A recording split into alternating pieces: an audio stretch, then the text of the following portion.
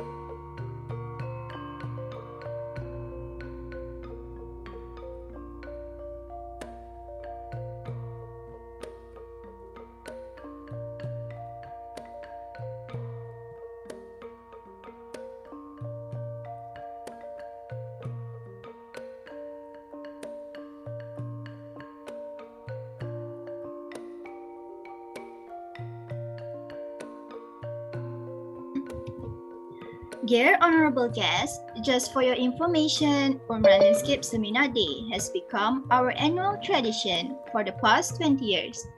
Usually, we will conduct this event physically at our Kuliah of Architecture and Environmental Design, but this time around, due to this pandemic outbreak, we had to shift and find another alternative to make sure our tradition runs well, suitable with this new norm adaptation. UMRAN 2021 Landscape Seminar will be held from this morning to the evening of the event today. For today's event, our first year Bachelor of Landscape Architecture will be presenting their findings for their topics. Ladies and gentlemen, we would like to inform you for the registration. For those who have not registered yet, you can register to the link provided on our website, umranofficial21.websites.com. The registration will give you a chance to participate in our lucky draw segment at the end of the event later. We will provide the links in the chat box shortly after this. Thank you.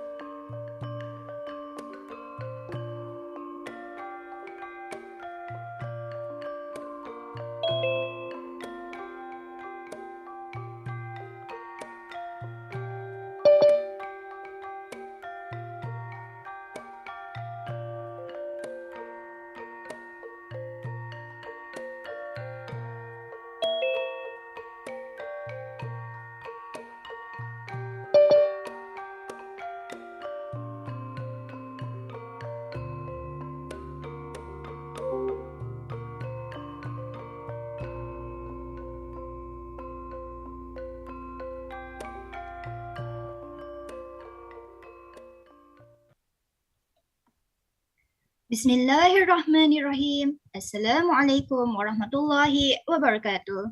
Alhamdulillahi rabbil alamin. Wassalatu wassalamu ala ashrafil anbiya wal mursalin wa ala alihi wa sahbihi ajma'in. Our honorable guests, welcome to UMRAN 2021 Landscape Seminar. The UMRAN event was organized by the final year students from the Department of Landscape Architecture, Kuliah of Architecture and Environmental Design, International Islamic University Malaysia, IIUM. Let us introduce ourselves again. I am Nur Aisyah binti Din. And I, Siti Aisyah binti Syamsul Amri. We are your MCs for today. It is our pleasure to welcome you to our awaited ceremony, UMRAN 2021 today. We would like to thank everyone here for joining us on this wonderful day. We would like to inform you about the doodle competition that will be held throughout this event, and the entries will be closed at 1 p.m. The theme of the doodle competition is sustainable, and it is open to all participants. There is no requirement needed, and it can be done either manually or digitally using any medium. The submission will be on the social media platform through the Instagram post with the hashtag UMRANDoodle2021. Also, don't forget to tag us using our official Instagram at umran.2021. The competition will begin from now. With that, all the best.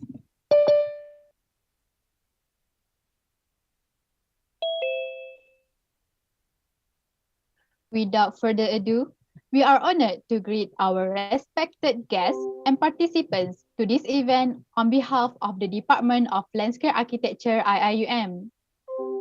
First, I would like to welcome you, Professor A.R. Dr. Abdul Razak Sapian, Dean of KAED, Assistant Professor LAR Dr. Putri Haryati Ibrahim, Head of Department of Landscape Architecture, and LAR Noliza Muhammad Yusuf, Landscape Architect from Clouston Design Studio, to our event on this beautiful day.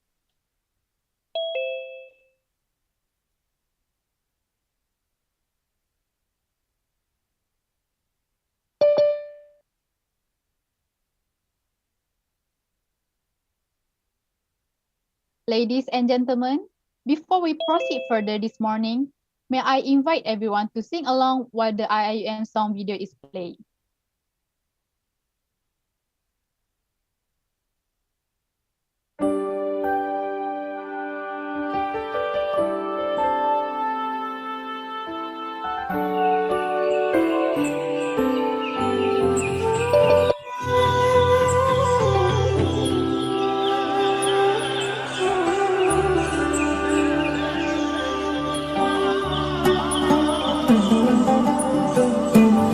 Let's lead the way, enlighten the future, share the wisdom to the spirit of Islam. Revelation and reason, we shall excel, we shall prevail. Merging faith and knowledge, we the Khalifa, we will fulfill the amanah. Together, we make the world a better place forever. Expand the culture of Iqra. IUM is to realize the meaning of Ramadan al-Amin.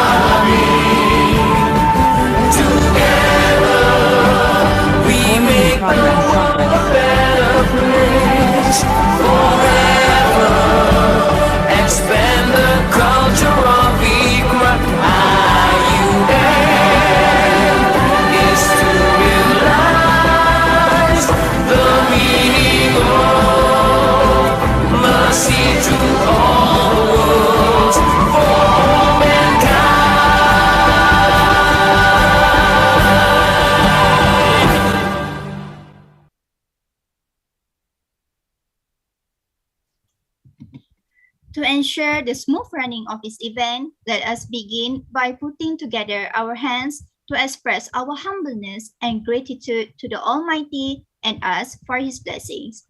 Hereby, I welcome Brother Imran Hakim bin Zaidi to lead the dua recitation. Thank you, MC. Al-Fatiha.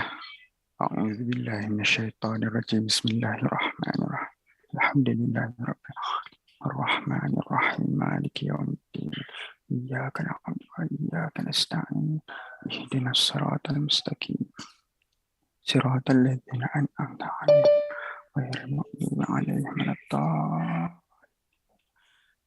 بسم الله الرحمن الرحيم الحمد لله رب العالمين والصلاة والسلام على أشرف الأنبياء والمرسلين وعلى آله وصحبه أجمعين. Ya Allah, Ya Rahman, Ya Rahim, praise be to God, the Lord of the worlds. Peace and blessings be upon our Prophet Muhammad sallallahu alaihi wasallam and his companions, and for those who followed his example till the judgment day. Allahumma Ya Allah, on this blessed morning, in conjunction with the UMRAN 2021, we beseech thee and are grateful to you in favor of all the infinite blessings to us, your humble servant, to live a safe and prosperous life. We seek your blessing for the flawless progress of this event from the beginning till the end. We seek your guidance to steer clear of events that will be detrimental to the progress of this UMRAN. Ya Latif, Ya Rahman, please bless us with your tawfiq and hidayah. Please guide us to greatness, peace, glory, and prosperity in this world and the hereafter. Make us the responsible intellectuals granted us with valuable knowledge that will be beneficial to mankind in order to gain your madratillah. Make us your righteous servant that followed your commands and neglects the sinful act. Please forgive us for our wrongdoing. ربنا آتنا في الدنيا حسنة وفي الآخرة حسنة وقنا عذاب النار وصلى الله على سيدنا محمد وعلى آله وصحبه وبارك وسلم والحمد لله رب العالمين. Amin, Amin, Ya Rabbal Alameen. Thank you, Brother Imran Hakim bin Zaidi, for the beautiful recitation. May Allah bless us in our actions and words. Now, to kickstart this wonderful event, let us begin with an opening video. Hopefully, this clip more or less will help to introduce to you regarding the program of Bachelor in Landscape Architecture at IUM.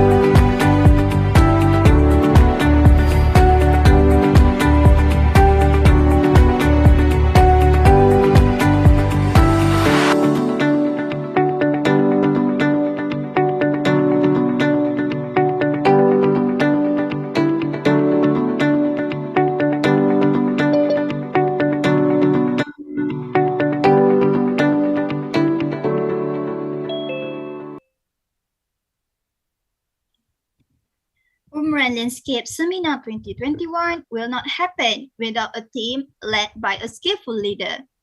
This time, please welcome our Program Manager, Brother Muhammad Da'i Adni bin Muhammad Razi, to deliver some words. Please welcome. Thank you, Master of Ceremony. Assalamualaikum warahmatullahi wabarakatuh. First and foremost, I would like to express my deepest gratitude to Allah Subhanahu wa Ta'ala, as with His blessing, this webinar can be held in this very fine and peaceful day. Thank you for participating in UMRAN 2021 Landscape Seminar. I can't express how grateful I am to have all of you here with us today. To be considered as Program Manager for UMRAN 2021 Landscape Seminar is one of the greatest honors and privilege in my life. I am happy that we managed to lead this event to success. I would like to thank our lecturer, Assistant Professor LAR Dr. Putri Haryati binti Ibrahim for guiding us throughout this semester. Not to forget my fellow board members and all of the committees who has been working hard to make this event running smoothly. Thanks for all of your hard work. On that note, I thank the organizer for your student of Landscape Architecture and the co-organizer, Institute of Landscape Architects Malaysia, ILAM, and Landscape Architecture Student Society, ACLA, for this opportunity. I hope we can continue this wonderful collaboration and achieve more success in the future. With that, I end my speech with Assalamualaikum warahmatullahi wabarakatuh, and thank you. Thank you so much, Brother Muhammad Da'i Adni bin Muhammad Razi, for the insightful speech. Now, we would like to welcome our Head of Department of Landscape Architecture, Assistant Professor LAR Dr. Putri Haryati binti Ibrahim, to deliver her speech. Thank you to the Master of Ceremony. Assalamualaikum warahmatullahi wabarakatuh, and a very good morning I bid to the lecturers, students, committees and participants. First of all, I would like to extend my gratitude to Allah Subhanahu wa Ta'ala for His endless blessing on this delightful event. It is my great pleasure to welcome you to the National Landscape Architectural Seminar UMRAN 2021. I also would like to welcome and thank all participants from outside IIUM and the research posters participants for spending their time on this event. Years have passed since the COVID-19 outbreak. Usually, UMRAN is held physically, but in response to the unavoidable situation, UMRAN 2021 is also held virtually this year, given how the pandemic is still ongoing. As mentioned by the project manager, the theme for UMRAN 2021 is Restart, Establishing Sustainable Legacy, which can be rephrased as building a sustainable legacy while leaving a positive impact. Sustainability is a universal term in the field of built environment. This theme is very significant to us as sustainability is a way of energy and resources preservation in a long-term run. The practice requires wise choices to ensure a safe and livable future for all. As saying goes, use it up, wear it out, make it do or do without. It means that the slightest effort to conserve scarce resources and all actions we make towards conservation, waste, pollution, and climate change might contribute to the future generation, even we may not see the effect today. As the head of the Department of Landscape Architecture, I sincerely thank the organizer of UMRAN 2021, our final year students from the Department of Landscape Architecture, KAD IIUM, for your hard work in making this landscape seminar a success. I sincerely hope that everyone will enjoy the seminar and look forward to seeing all the research posters submitted. Finally, before I end my speech, I hope that the goal and objectives of this seminar will be successfully achieved, and all the best to everyone.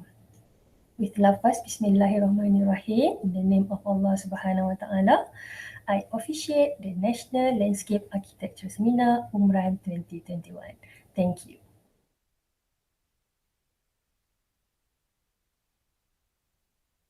Keutamaan kerajaan kita pada masa ini adalah untuk mencegah penularan baru wabak ini yang dibimbangi akan menjangkiti lebih ramai rakyat. Dan untuk itu kerajaan memutuskan untuk melaksanakan Perintah Kawalan Pergerakan mulai 18 Mac. There are some times when things aren't gonna go right. There are times when anything can happen, will happen. We have been damaged emotionally, damaged spiritually. Some people run out of their money. Some people have lost their job. And some people maybe have lost their soul. Everyone thinks that staying at home without going to work, without going to classes, without need to meet peoples are the best things happen in their life. But in reality, nothing ever goes as planned if it is not allowed by the one who created fate.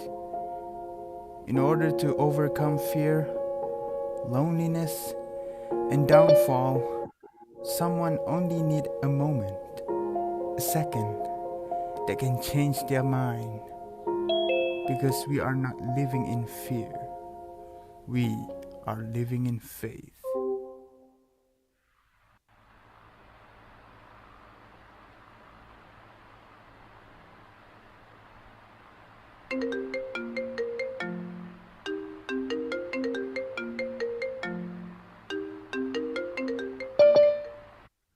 Assalamualaikum Ami. Ami apa khabar? Mak harap Ami baik-baik saja ya. Banyakkan bersabar ya nak. InsyaAllah nanti habis PKP kita jumpa. Mak sayang Amir tau. Jaga diri ya nak. As a human being, we need to find reason to keep going. And if we can find a reason to keep going, and surely we are strong enough to do it because we are human. And every human has what it takes to pass whatever they're going through if they decide to. Because every time we break, and in every way that we break, it's either a chance for us to give up and for us to fall apart, or an opportunity to get stronger, and get tougher, and get more better, and get more resilient, as for our life to be restored.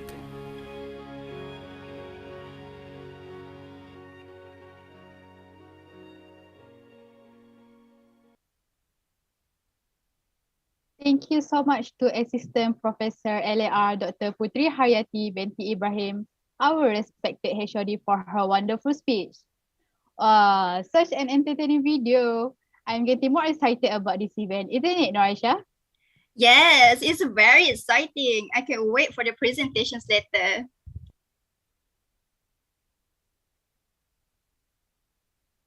So now, everyone, ladies and gentlemen, in accordance with the UMRAN 2021 Landscape Seminar theme, Restart, Establishing Sustainable Legacy, we will proceed with our keynote session with the title, Role of Landscape Architect in Relation to SDG by LAR Noliza Muhammad Yusuf.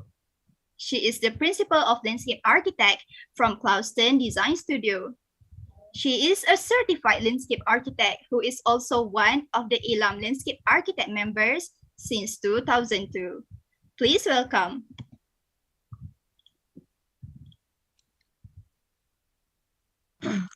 Hi, Assalamualaikum, Bismillahirrahmanirrahim. Assalamualaikum. Thank you very much to the MCs. So I hope everybody can hear me here, right? Okay, Yes, without loud and further, clear. yeah, without further ado, let me share my screen. for the presentations today. Okay, please do buzz me if my presentations cannot get through. I think it's get through clearly, yeah? Yes. All right, so I'll be given about 15 minutes to have a talk and then to share my papers that are prepared specifically for today. And then we have a Q&A sessions. So let me bring you into the topic today, establishing sustainability legacy, and then what is actually our role as landscape architects. And we are going to restart as what I've seen the video. It's quite touched. And then before we move and before we restart, we need to understand what is the root problem. Before we understand the situations, we can't restart. So we can definitely establish what is the sustainability legacy and then what is the role of our landscape architects in this matter. So let me bring you further details into the topics that I have. Today, I would like quickly to highlights or to put a certain concern and awareness on the part one, global warming is happening. If we wanted to restart this issue, we have to master it. And what is the impact and what are the solutions? And the second part of my papers will be highlighting on the establishing sustainability legacy. Can I put it down? And then what should we do and how do we begin? Everybody are talking about sustainable impact, sustainable solutions. There are many aspects, there are many approach and frameworks in design, but is that it? And then how do we begin with our aspect in hand? So this is these are two parts that I scheduled my presentation. I arranged my presentations in order to create an awareness before you start or restart doing design. First topic is, since human activities, most of current warming trend is extremely likely, that is greater 90% probability based on the research made globally, that is result by human activity, result by us. 95%. And due to that, the climate change has been increased, its temperature average about 1 degree Celsius. So this is what we're looking at. There's a lot of things impact affected based on the aspect. Yeah. So what does it mean for our future? Okay. Let me bring you into a topic.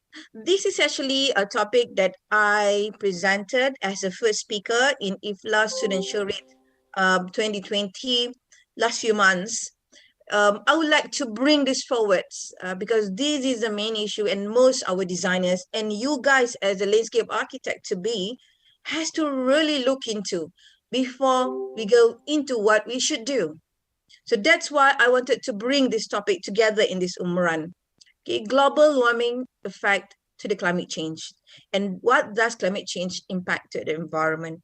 We are landscape architects. You believe or not, whether you like it or not, landscape architect has very broad aspects and scopes. It is actually beyond the walls. When you're living in the walls, living in a building, so whatever beyond the walls is ours, is our responsibility, whether it's big or small. And even within the wall, there are elements of landscape, meaning landscape is everywhere.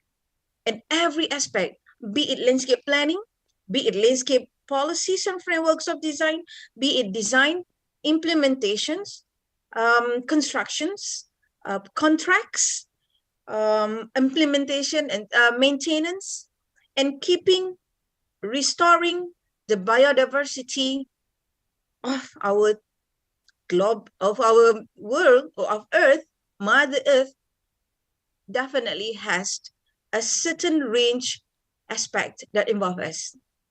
It's huge. I want you to understand that. I want you to really, really realize that it's huge numbers and huge scopes. So it's not just planting trees. It's not just designing, or it's not just playgrounds or parks. It's more than that. And future carbon sequestrations and offset carbon footprints, it's our hand as well. So let me bring you quickly what is the aspect, what is the reason in how climate change is based, it's meant to be the first aspect that we have to study before we start on designing. Yep. So it comes from many aspects, due to the climate change, due to raise temperature of the whole Mother Earth. It involved with by less snow and ice because it's melting, and the ice melting and it's flow into the oceans. It makes the ocean warmer, raising the sea level, and then it damages the corals. At the same time, it's also changing rain and snow patterns. You can't predict it as what we had before. The pattern is totally extremely different, and it may also occur stronger storms, high temperatures for more heat waves, especially in urban heat islands and all those urban areas. And by then, it also, due to high temperature, more droughts and wildfire occurs. And it's definitely changed life in plant cycles, as well as change in animal migration and life cycles as well. So this is the aspect, even though by one matters, climate change, it involves everything in our environment. So when earlier I have mentioned that landscape has a tremendous aspect that we have to be responsible about. So this is, you can see, we are responsible in every aspect that I shown here. It's greater. I want you to understand, I want you to realize that as being a landscape architect, when you graduate, it's not just designing. It's more than that. So this is what I can share. This is the real case scenario, the wildfires everywhere. Right? I think since 2019 or even earlier, we're talking about the big, huge wildfire everywhere in Australia, in Amazon, yeah. And also we're talking about causing drought in Yunnan, in Pilcomayo River, Vietnam, Cambodia, and more than that. Yeah, this is aspect that involve climate change in aspect that we've been talking about heat island, urban heat island in everywhere because the raise of the temperature, and by that also it causing stronger storms. And well, very new, we also gone through the same situations. Yeah, I think they were mentioning about this among the Malaysia has gone through quite a tremendous damage by the recent flood area. So this is where we have in US, yeah, Atlantic hurricane, and also melting glaciers. And by all aspects that I flipped through just now, so what does this mean for our future? Are we going to just sit and hold back?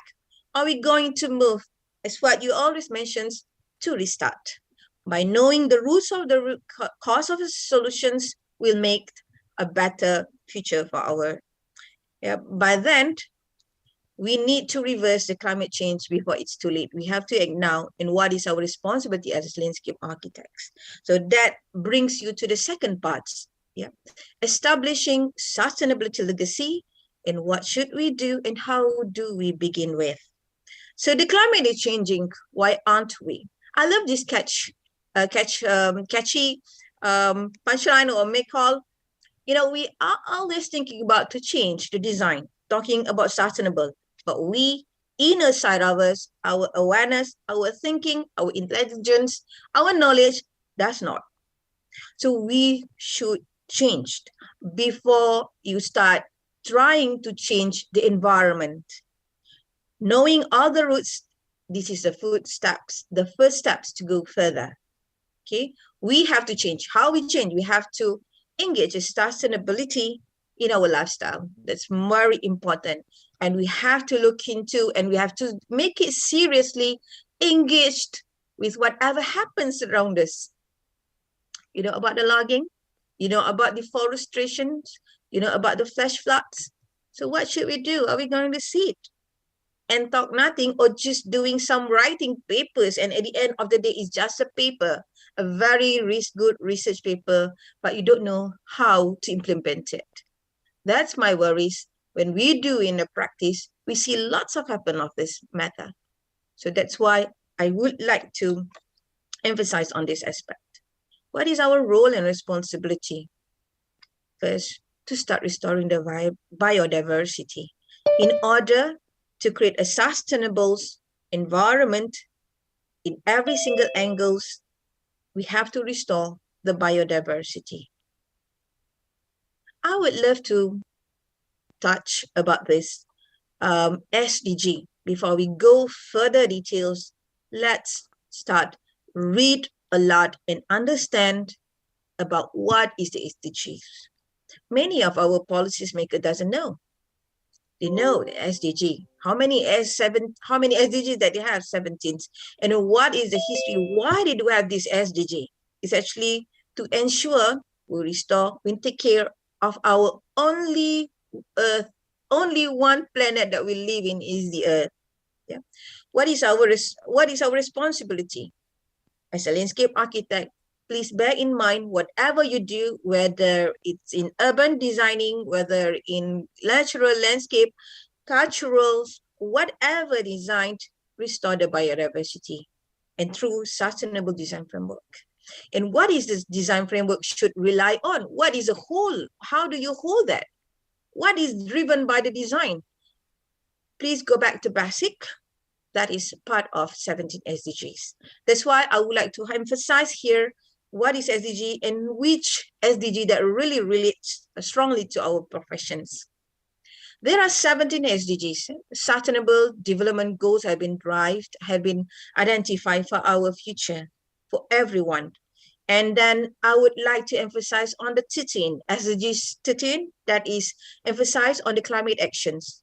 We should take urgent action to combat climate change and its impact. This is not only for the paper presentation today.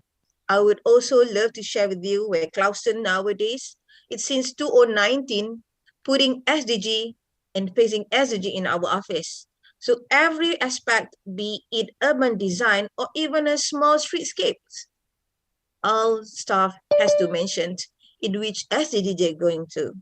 This is my responsibility to ensure my team members are going forward this and then identify the roots of the problems and the solutions. And at the end of the day, everybody has to set in their mind, and our design should be restoring the biodiversity. And I wish that you guys do.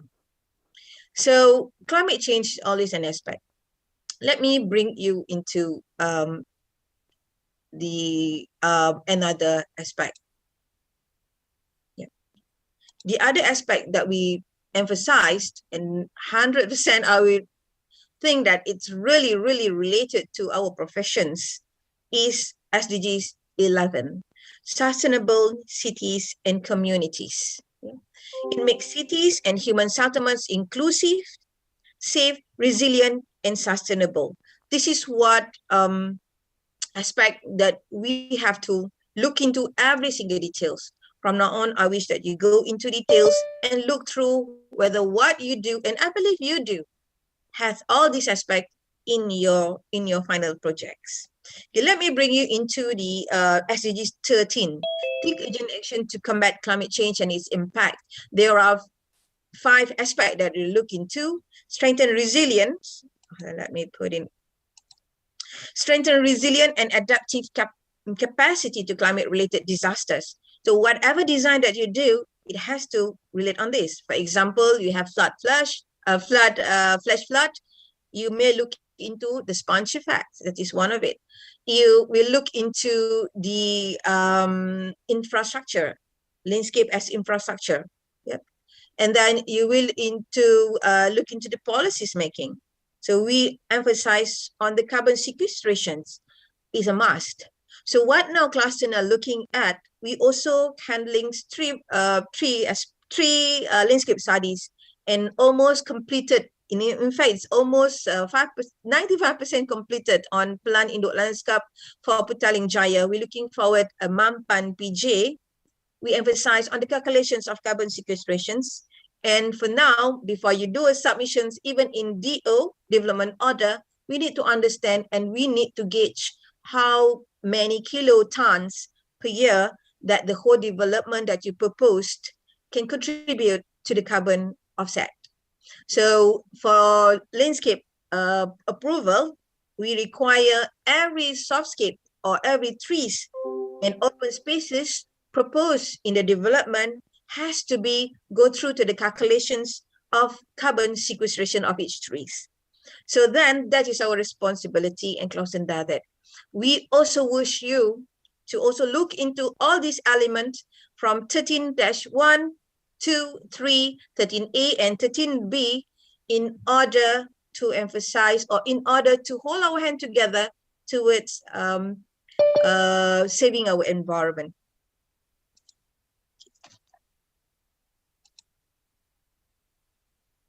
So that is what we look into. Secondly, I wish that to bring you into the main, we may call the most important or related to our profession is SDG 11. This helps us to drive design with the tools and also measures in terms of the impact that whatever we design for. So before we go into details of this SDG 11, we also look into on their aspects or infographics or figures that have been highlighted by United Nations before and after COVID. In terms of urban populations and living in slums, it rose to 24% in 1928, and I believe it increasing now as well. So we have to look into how does it look, how does it impact to the urban morphology. And then we're also looking into the impacts of the areas, and then the 47% of population live within 400 meters, and walking distance to open public space is 400 meters, meaning that you drive far and far from the green islands or the green spaces. And there are 7 aspects or targets have been listed or drive under this SDG 11. I already stated this is the link for you to look further in every target that has been stated here. There are many strategies in terms of development, and I wish that you can also quote all that and then make it as your drive or driver for your proposal or your research studies. So these are 11.1 is safe and affordable housing, sustainable transport system, inclusiveness. Yeah, it is meant for, it's not just for previously where we still discriminate, I may call, for normals and not normal people or disabled people. Because we always segregate, okay, this is for normal people parking, for example, and then we prepared, okay, you parking for disabled. So coincidentally, this is actually segregate and discriminations to others people who we think not normal. So by now in SDG, we are not going to have that anymore. We push on the inclusiveness in which we don't segregate, but we taking care and considerations in every design for everyone. So this is part of the SDG 11.3. Yep. We also target and protect wolves and natural heritage. This is a must. It's part of the studies, aspects of landscape that we can't go without. And then reduce the adverse effects of natural disasters, reduce environmental impact of cities, and provide access safe, inclusive, green, and public spaces. So these are the elements I believe every one of the paper presenters today do include or do have aspects that stated in this SDG 17.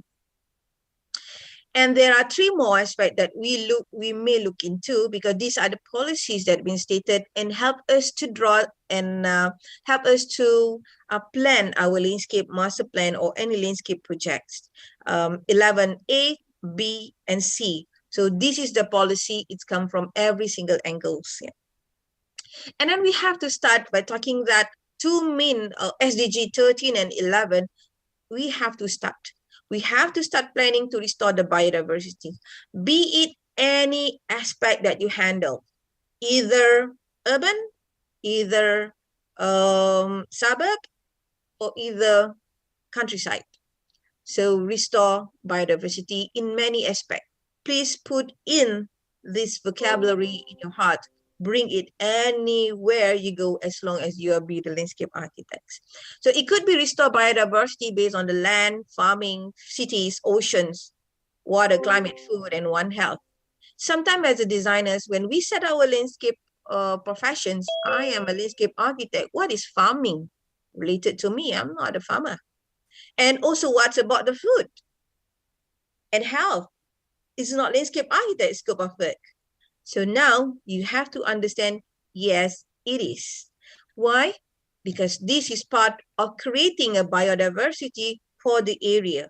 It could be many, it could be in myriad aspects. It could be different types on different scales. Like in Clouston nowadays, I wish I could share one day with you that what we do now, we are doing the Hulu Selangor landscape blueprint for 2030. So what we're looking at on foodscaping, food landscaping. So it's part of the farming, because we know when we do the study and the regional study of Hulu Selangor, we identify we are actually a second biggest contributors to the vegetables that we eat today. And we believe that it is part of the aspect that landscape has to bring this up as part of our planning.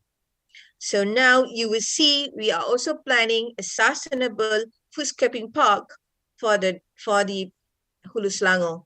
They wanted to hold this as their own main focus, and hope we're gonna finish our studies end of this year in Q3, and hope we can present it in Malaysia overall in our scope. So we may show how we're gonna move forward. Landscape is just not planting trees or makeups for whatever buildings that we have. It's more than that.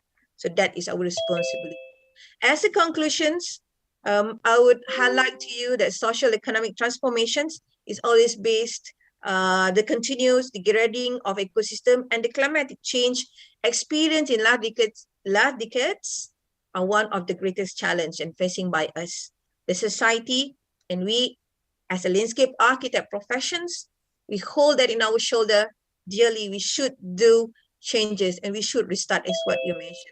And action needed to promote sustainable development via frameworks in every single angles, and depends, I believe it's so big area that we have to look into, and I believe everyone presenters and every presenters today in UMRAN has the aspect to share with, and then that would be great if at the end of the UMRAN and everybody will learn and take every single sort of point in count, because we may use every single points in our daily work, in our projects. So in this context, sustainability strategy has been developed to mitigate and impact the environment. So please do start with identify and study the SDGs, and that will be to stimulate the efficient use of resource and circular economy, to combat climate change, and to promote a social responsibility and the well-being for us, for all of us. So whatever we say, I believe, and I hope you believe, it saves us later. So I end my presentations today, and thank you very much. And I hand over this platform to the MC. Thank you. Okay, thank you, Arnold Muhammad Yusof, for the great sharing. So now, ladies and gentlemen, now we come to Q&A session. Anyone who have a question can raise your hand using the reactions on your profile or drop the question in the chat box. I'm sure our speaker will be pleased to answer them. Okay, so now we can see there is one question in the chat box from Brother Da'i Razi. The question is, due to recent issue which is deforestation and flooding in Malaysia, do you still think that Malaysia is on track towards sustainability?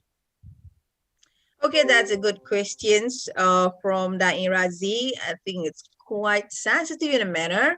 So we believe that, you know, in SDGs, because I may call that Malaysia promised to for 30% of carbon footprint, and we have reduced on that.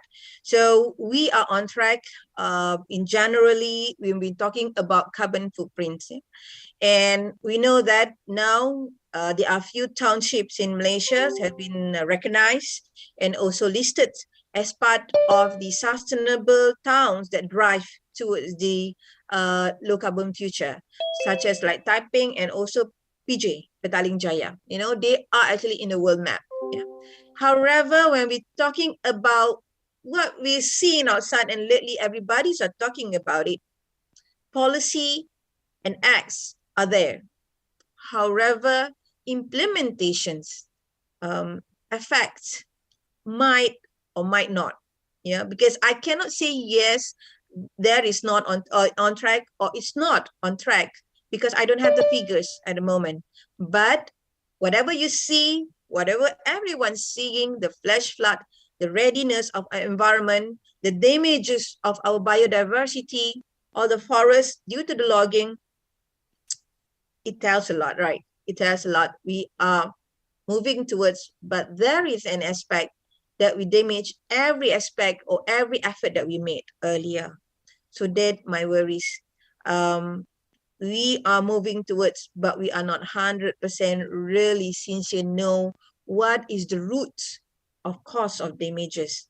Or perhaps some may look into that, they see it, but they are something they can't do without or about. So I hope that you understand what I'm saying. But again, in Malaysia, we are towards that. And then you could also looking into LCCF, Landscape Low Carbon City Framework. And also in Johor Bahru under IRDA, we have LCS, Low Carbon Society. Every one of the publics or every agencies that involved in sustainables, they are actively moving forward with the first step of creating an awareness and putting the policy in to all the consultants or the researchers now at the moment. And it should be kickstart from this. And after the post-pandemic, there's a reason and everybody has start open the eyes and then really realize it's not just hearsay, it's just not statements. It's not just concept statement. It's also the implementation that we're looking forward. So this now, 2022, is a good step for us to make a move. And everybody realize whatever they stated, it now has to be implemented. So I believe everybody ready, and then we are still in the footstep, the early footstep to go move forward. And I believe that I answered the questions. All right, thank you, Arnoliza, for the comprehensive answer. I hope that it answers your question, Brother Dahidazi. Okay, so now there is a second question from the chat box, which is from Dr. Ramzi bin Muhammad Hussein. Hi, Ramzi. So the question is, can Madam elaborate on landscape and sponge city concept? All right, thank you, Brother Ramzi, my fellow friends. So the sponge city and the landscape, yeah. So we look into what we are looking now is actually when the water sea level raised. Yeah, so there are more and more area will be. I mean, we are losing some of lands. Losing meaning lands. Yeah, I don't have the data, but I wish I can share you on the data being shared by one of the speakers during our IFLA student charade.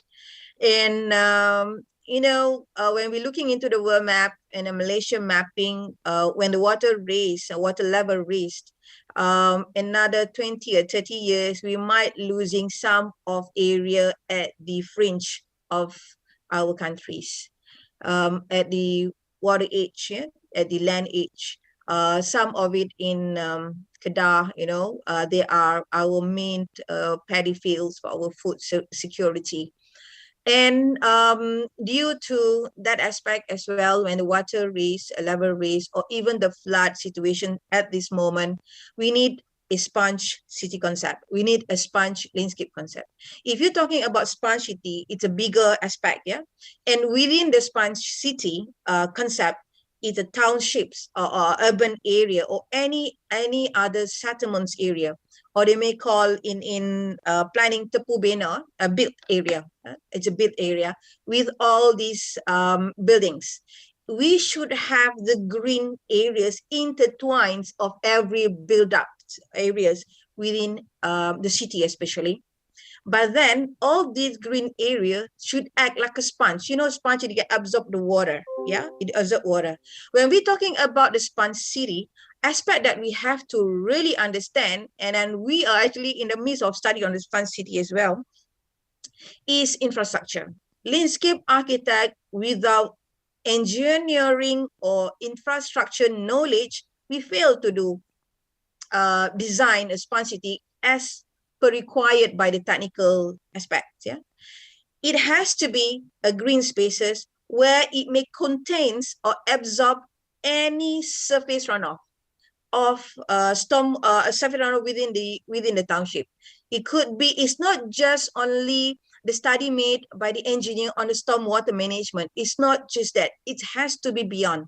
Because nowadays, if you see in KL, for example, the one that we emphasize here, flash flood especially, we have our smart tunnel, we have our stormwater management handling all these aspects. We reduce the flash flood in town center. However, due to the extreme weather, the volume of water, the volume of rainfalls, it's much greater nowadays. So where area that can help to reduce, to store, or to irrigate, or to drainage of the surface water, it's the potential of sponge. Meaning that the open area, for example, you see those are open lawn, it is a park, for example, it can restore and contain water for a certain time, where if the water flush on the open spaces, it absorbs down, and we have a tank that help to hold the water for a certain time, and then link or channel the water to it, the main stormwater management channels, and it channels towards the bigger area that have been identified by the engineer. So this is our responsibility as landscape. Yep, it is. There is a technique or technical detailings that we are working on. Actually, Clausen are working on this aspect under green infrastructure. We also identified a few aspects in Hulu Selangor.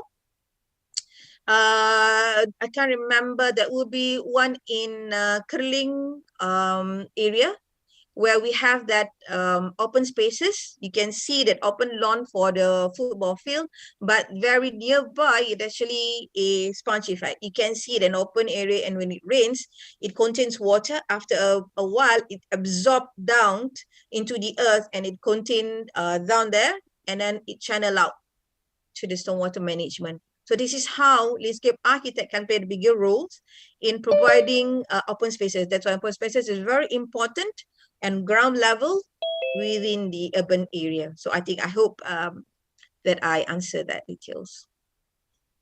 All right, again, thank you, Elder Arnoliza, for the answer. Okay, so sponge city is a very interesting concept, and I hope that all participants can grasp a basic understanding on sponge city. Okay, so now for the third question is from Sister Hani. I want to ask, based on the urban farming landscaping, can you elaborate more about how it restores biodiversity and what kind of biodiversity it is? Okay, Dr. Hani, hi Hani.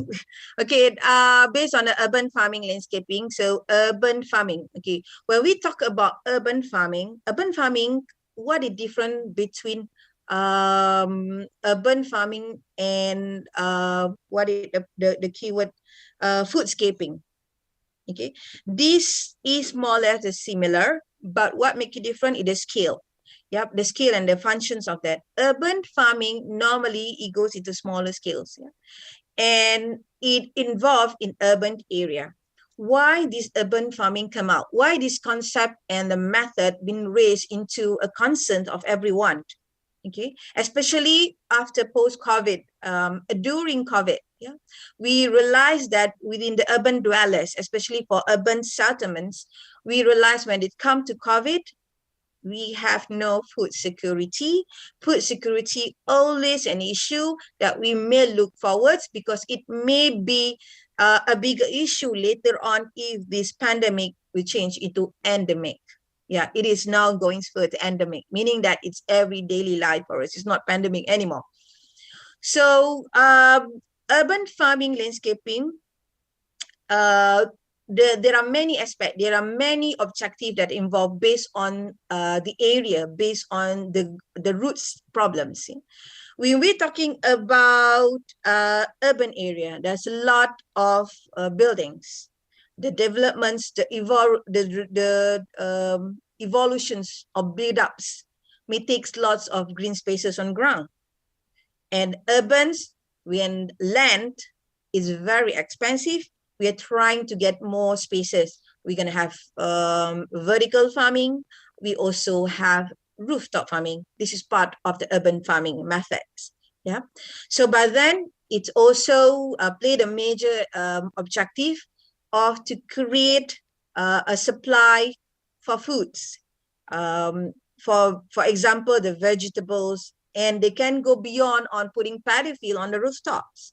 You know, like in Thailand, one of the university has paddy field on the rooftop. They are designed it for, yeah, by using many sustainable design elements, for example, like solar panel as well as rainwater harvesting to support on the urban farming activities. At the end of the day, it gives food security to a certain scales, yeah, in urban area. And at the same time, it also helps to reduce the heat island, because when you plant it on the rooftop and the vertical of the building, it reduces the heat by the concrete. Yeah. So it also helps to reduce on the saving the usage of the energy. Why I say so? Because when you have like a green wall of vertical farming that used using the methods of the green wall, you know, when the heat of the sunrise, you know, then you're cooling the inner or indoor of the site. So by then you reduce the use of the energy of the air conditioning.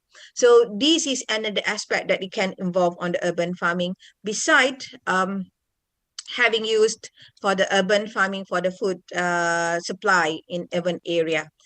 And another aspect of urban farming, that's a huge topic to discuss, but I may touch on a little bit on any related topics that you can help us. Yeah, it also involves now urban farming going to be popular, and it also creating a recycle or upscaling, also economic to the B40. Well, Clausen and myself also part of Sustainable Malaysia, Sustainable Business Associations. We're talking to the urban farmers, and then there are social entrepreneurships members of our team emphasizing purely on urban farming for B40. And it gives lots of potential benefits and impact to the surrounding. Besides greening, they're also as a well-being for them mentally and physically, especially during COVID. And also it has a food supplies. Beside food supply, there's also an income.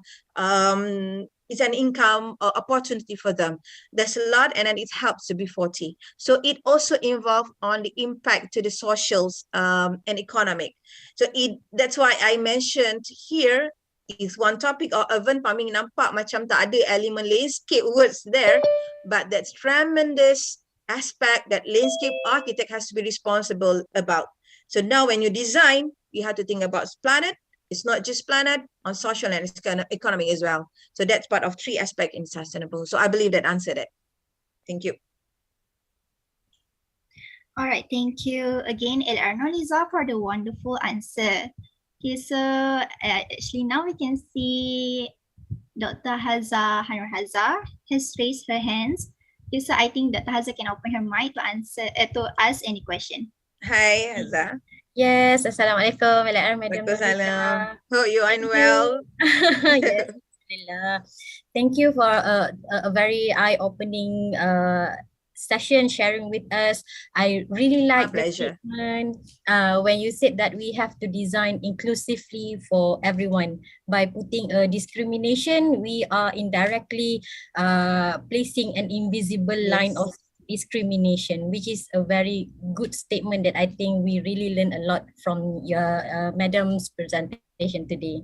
I would like to ask for a word of encouragement actually for our students who will be joining the industry as a junior landscape architect, so that they also have a good mindset when they join the industry. Can we have some word of encouragement, madam? Thank you very much. All right. Okay, Azza. So I wish that whatever I mentioned here, that it's only about 20% that I wish I can share more, you know, because it's broad. It's broad. I want you to understand landscape architect is just not putting plantings and ornamental. Yeah. And in now in our KPKT also moving towards that. Yeah, I'll show you some of the informations. Before that, I would like to touch on the inclusiveness. Clausen is now driving toward the sustainability on inclusiveness. I think thank you to Dr. Aniza and also Sanserv, where Clausen also signing an MOU together with the IRUM Sanserv for a project with Datuk Mazli on inclusiveness for Sekolah Jalan Batu. That is another one step for us to an eye-opener to Clausen as a practitioner. So inclusive now, from now on, we have lots of parking.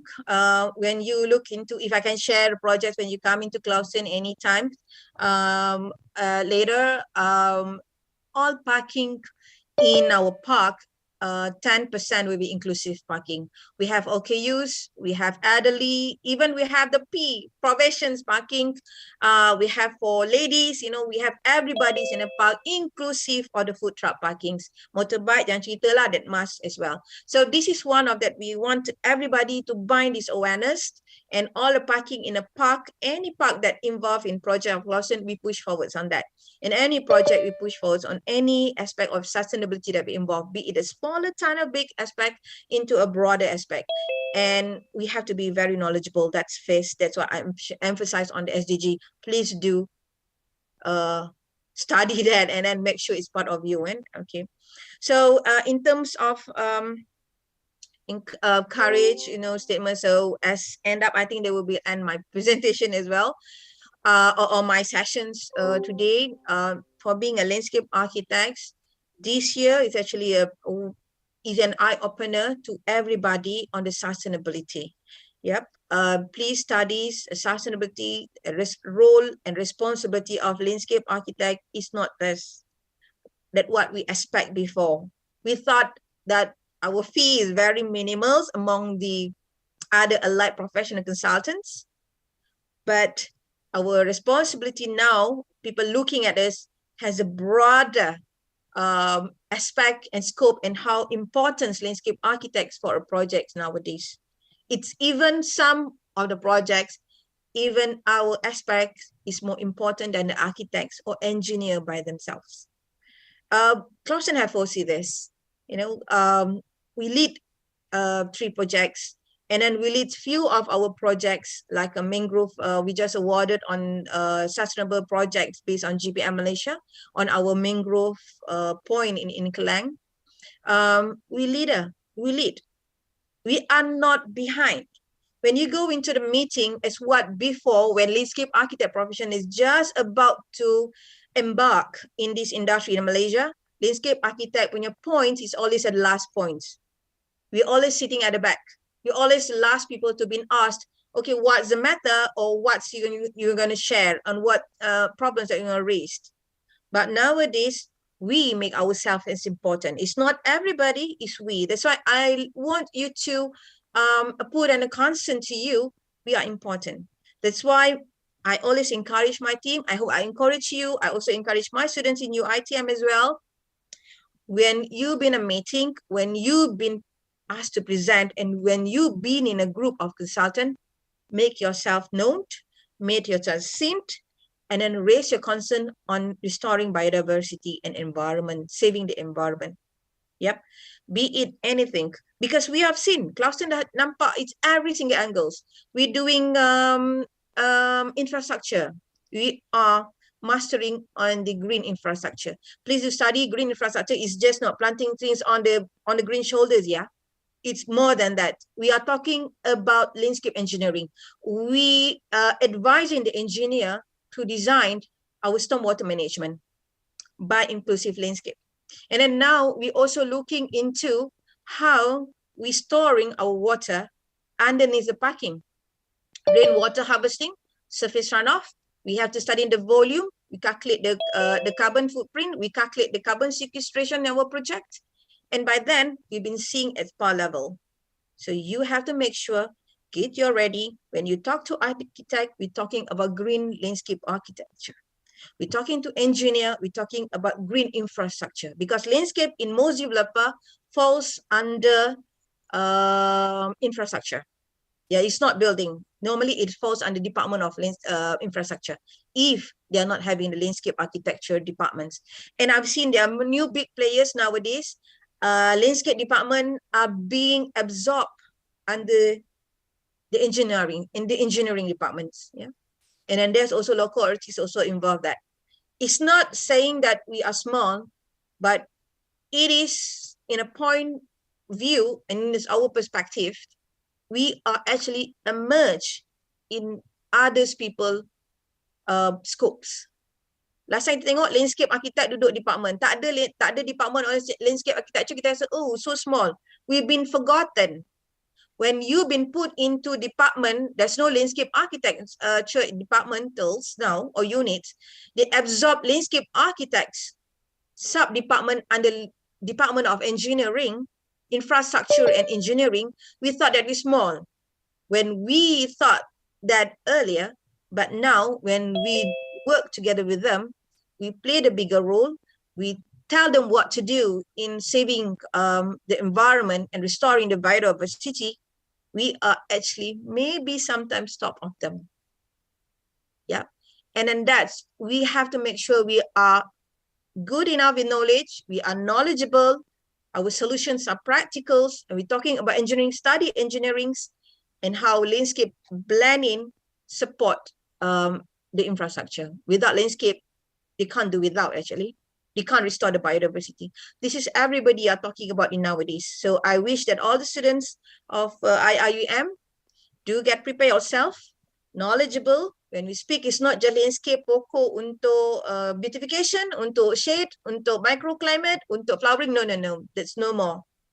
It's more how it goes as part of the aspect on biodiversity. I hope when putting this, you will open up, create a new path and new perspective. And I wish that you get ready on pushing that forwards. Yep. And then landscape architects will be seen as a people very important of every project, especially post-pandemic nowadays. And then we're talking about flood and whatever damage of the climate change. And we study that, know the roots, studies on the technical aspect, and you'll be a good landscape architect that save the planet.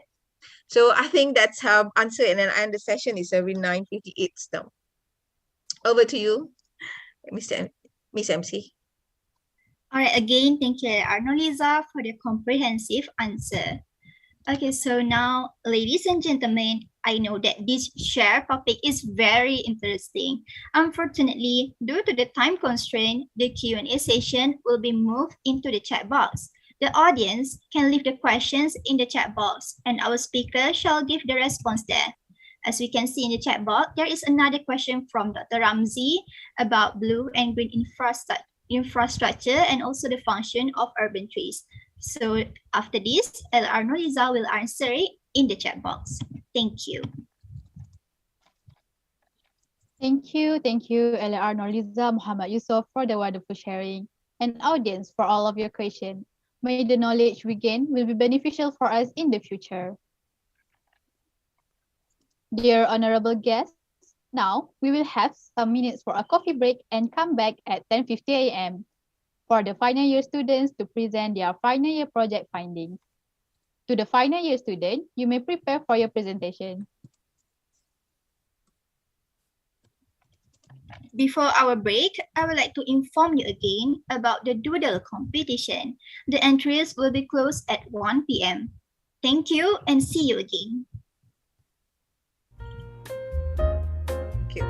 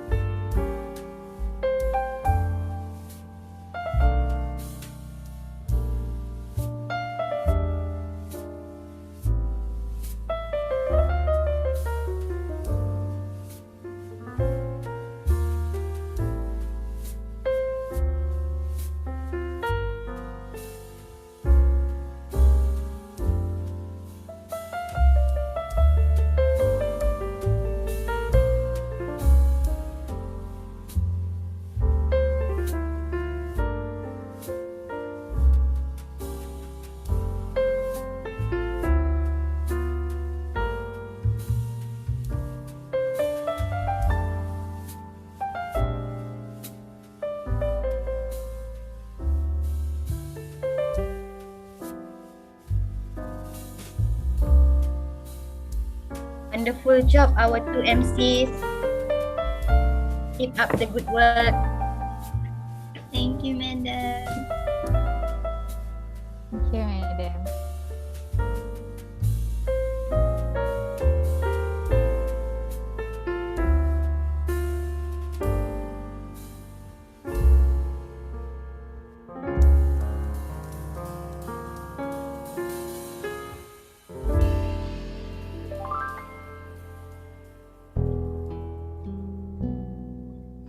Assalamualaikum and welcome back to all of the participants of UMRAN 2021 Landscape Seminar. I hope all of you guys have had your meals and are ready to listen to the presentation from the final year students. In this session, the final year students from the Department of Landscape Architecture will be presenting on their topic for their final year project. Dear presenters, the admin will invite you to join the breakout room in a few minutes. I hope everyone is well prepared for your presentation and all the best. And to the participants, you can jump from another breakout room to another, listen to the presentation which attracts your attention, and I hope all of you will enjoy it.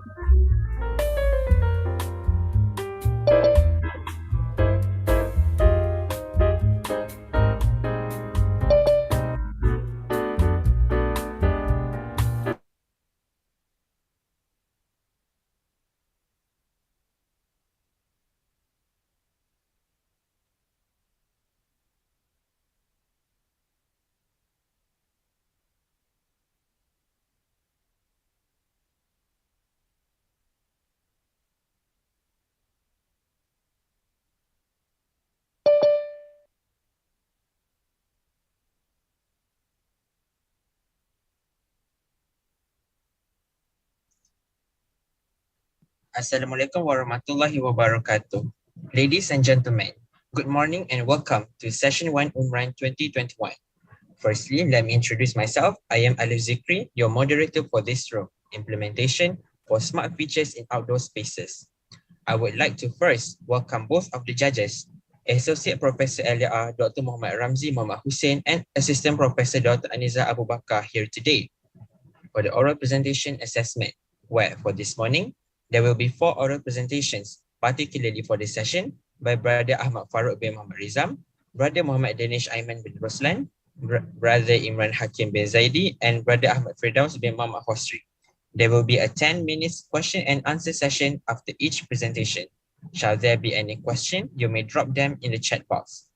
Before we proceed, I would like to announce the doodling competition. You may submit your doodle before 1 p.m.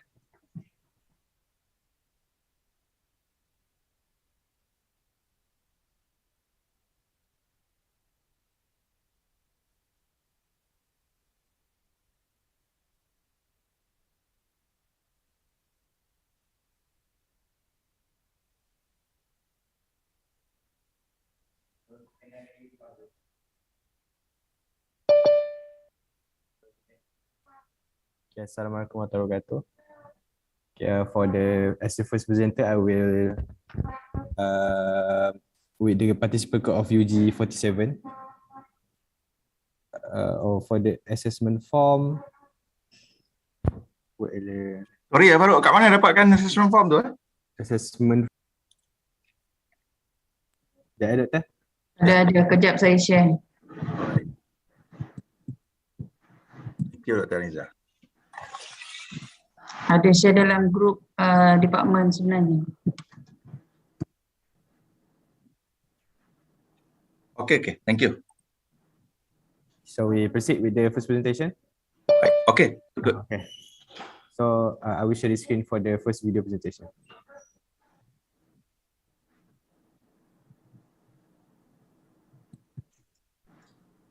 Well, without further delay, I would like to invite our first presenter, Brother Ahmad Farouk bin Muhammad Rizam, to present his research entitled Placemaking, Transforming Pasar Seni as an Artsy Urban Transit Hub. Please welcome.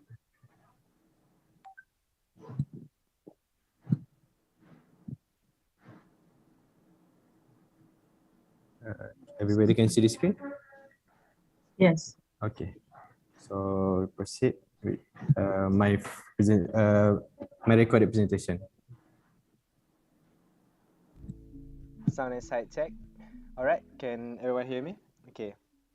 Assalamualaikum and a very good morning to my beloved judges, lecturers and also my fellow colleagues and dear participants.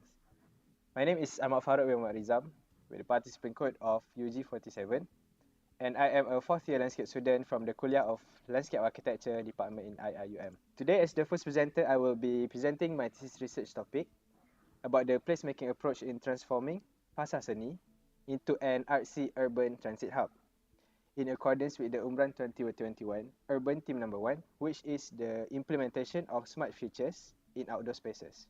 As you can see, this is my overall UMRAN thesis poster that have been submitted. I've made a more brief form of the poster that I will be explaining in this slide that I'm going to present right now. The site that I have selected is Pasar Seni, which is also known as Central Market, located at the Bukit Bintang district within the Federal Territory of Kuala Lumpur. The site has an approximate area that is around 265,622 meters square, and it is divided into two parts by the famous Klang River, located in the middle of the site. As we know, Central Market was formerly known as the Kuala Lumpur Central Market before it was renovated and upgraded, and this Pasar Seni LRT station was created. Nowadays, the art with its art decoration is a well-known cultural center for the exhibition and the development of culture and handicraft in Malaysia. Yap Ah Loy, the city's Chinese Kapitan, created the Central Market as a wet market in 1888, and in the modern-day Kuala Lumpur, Pasar Seni was a prominent landmark and had a lot of visitors during that day. As the market grew, a permanent structure was created that housed all the sellers in 1930s. In 1986, Central Market was turned into a retail space that sells souvenirs, and later in 2006, it was transformed into an art space that hosts many art activities.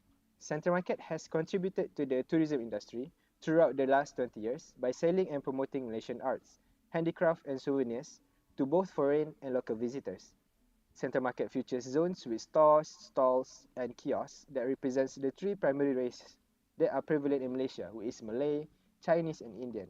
Hopefully, this presentation will explain how Pasar Seni or the Central Market area have the potential to become an international art hub that hosts multiple modes of transportation. In this presentation, I will cover all the four of my thesis research, starting from the research goal and objectives, the problem statements, research methodology, literature review, research findings, and lastly, the recommendations. So that will be the overall structure of my presentation, and now let's move on to the first point. First, I would like to present my research aim, which is to transform Pasar Seni into an art transit hub that connects people and arts through landscape design, in order to spread our culture and arts to the whole of Malaysia.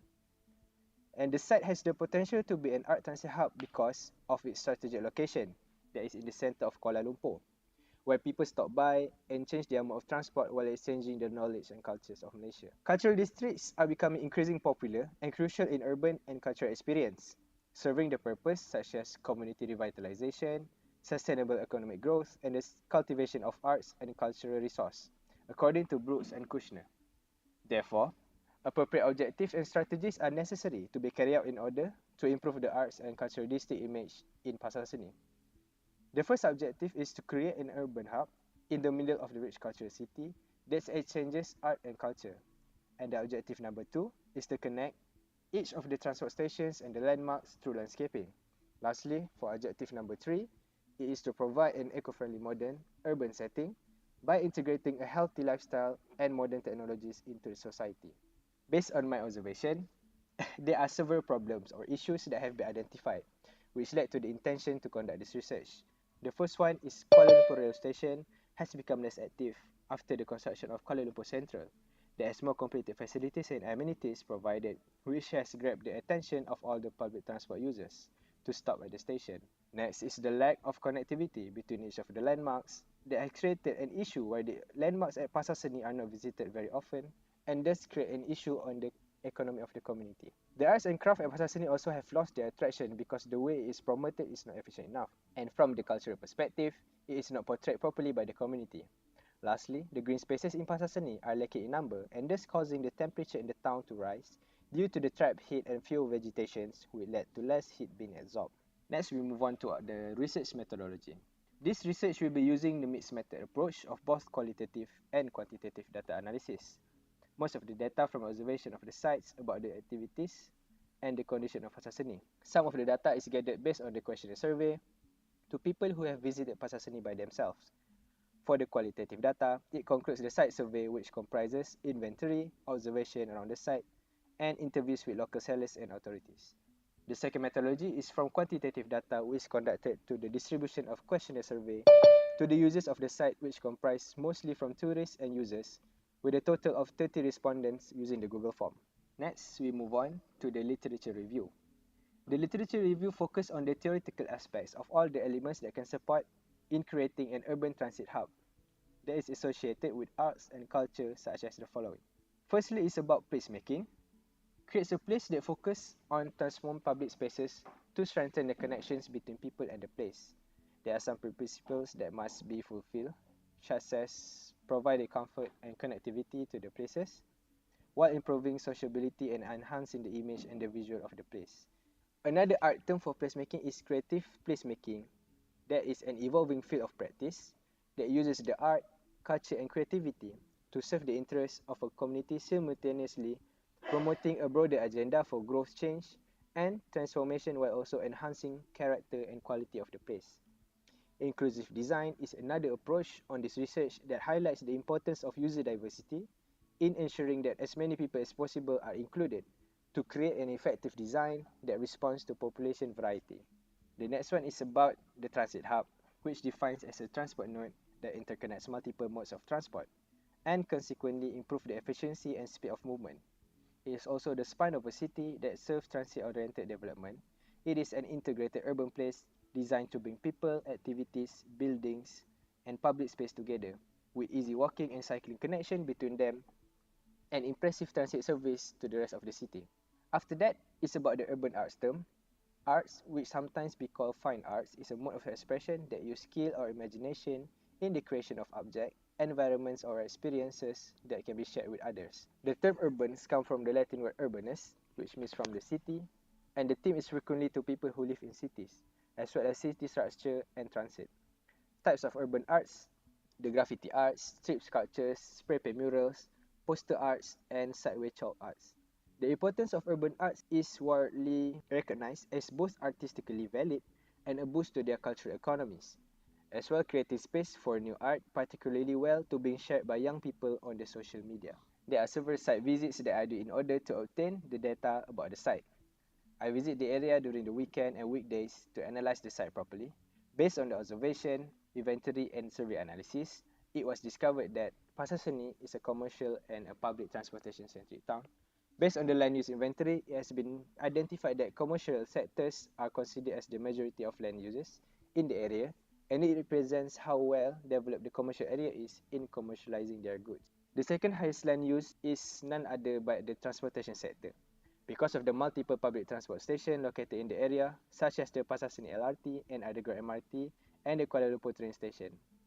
The next thing that I identified is Pasar Seni is a culturally diversity town with multiple facilities and amenities provided for the users.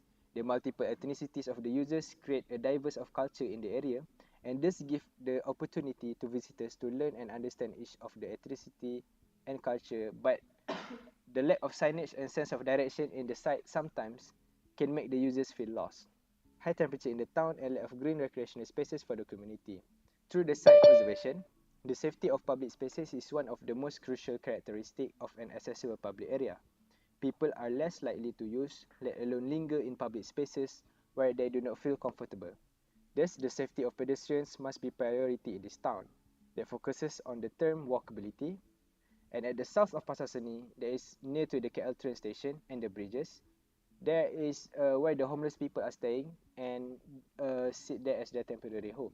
This also caused the train station to be less active and less frequently used by the users. And the connections between the landmarks are also lacking and not maintained properly.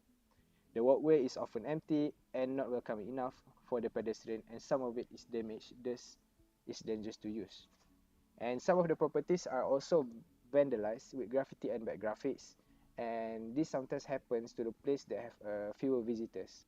The statistical data in the diagram is from the questionnaire survey with a total of 30 respondents that have been to Pasar Seni, and their opinions are recorded using the Google form. From the data, the bulk phrase is the things that are found lacking in the site and therefore need some major improvements. Based on the physical elements, the respondents complain about the four major things that are lacking. The first one is the public open spaces, universal design, pedestrian walkways, and the plantings for shading. Based on the second web diagram, on the art sector in Pasar Seni, the street performance is a demand from the users in order to attract more people. Lastly, the most demanding aspects from the user are the safety and security of the place that need a major improvement. So for the result of the analysis discussed in the previous findings, there are several recommendations that can be suggested in order to improve the existing design at Pasar Seni. The suggestions are made of the combination of overall findings that include the users, domestic tourists, stall owners, and regular visitors. Mostly, the area that is around the potential green spaces will have the highest score as there are the rooms for development, while the areas in the center of the town will get lesser score because of the dense development occurring in the area that is preventing any future development. Firstly, is to provide interactive art spaces and cultural art streets. The art elements will be portraying the town history and their festival and cultures, as it can interact with the users, and the users also can engage with the community regarding the artworks and their knowledge.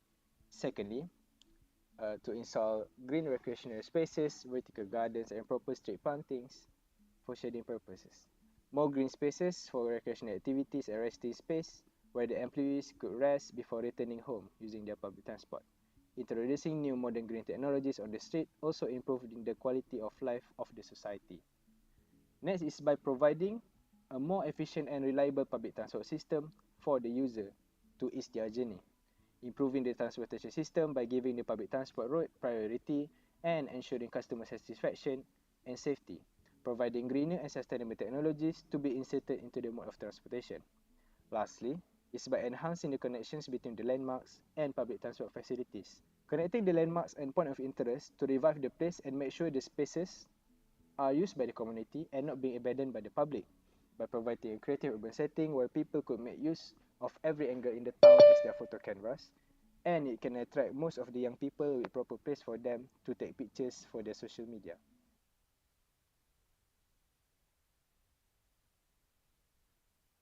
First is the type of activities, which is represented by color. Second is this user's intensity, which is the number of users in a time of the activity. This is represented by the diameter of the circle. The larger they are, the higher the intensity. The third one is the frequency of the activities, which is represented by the height of the cylinder. Activities like hawkers, prayers, and skating have a very high frequency, while some activities that don't have any height or the activities that are not active anymore may due to construction, lack of maintenance of the site, and COVID-19 pandemic. After that, the quality of pedestrian paths are observed and visualized using radar charts. There are 6 attributes that are observed, which are the width of the walkway, the universality in terms of how friendly it is to PWD, the quality of the surfaces, the presence of blockage, the continuity of the path, the existence of buffer and barrier. Based on the attributes, the pedestrian walkways are scored and categorized into a good and moderate and bad path. Move on to the analysis. For the first objective, which is flood management, there are 3 constraints. First is the low elevated flood area. As you can see in my findings, the flood prone area is located at the low elevation area and adjacent to Damansara River. Second, areas are dominated by permeable surfaces and structures, thus low water infiltration into the ground and increasing water runoff. Thirdly, the insufficient water containment. The existing water retention ponds are insufficient to contain floods.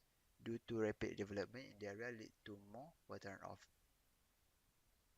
As for composite map, the dark blue area shows suitable areas for flood management.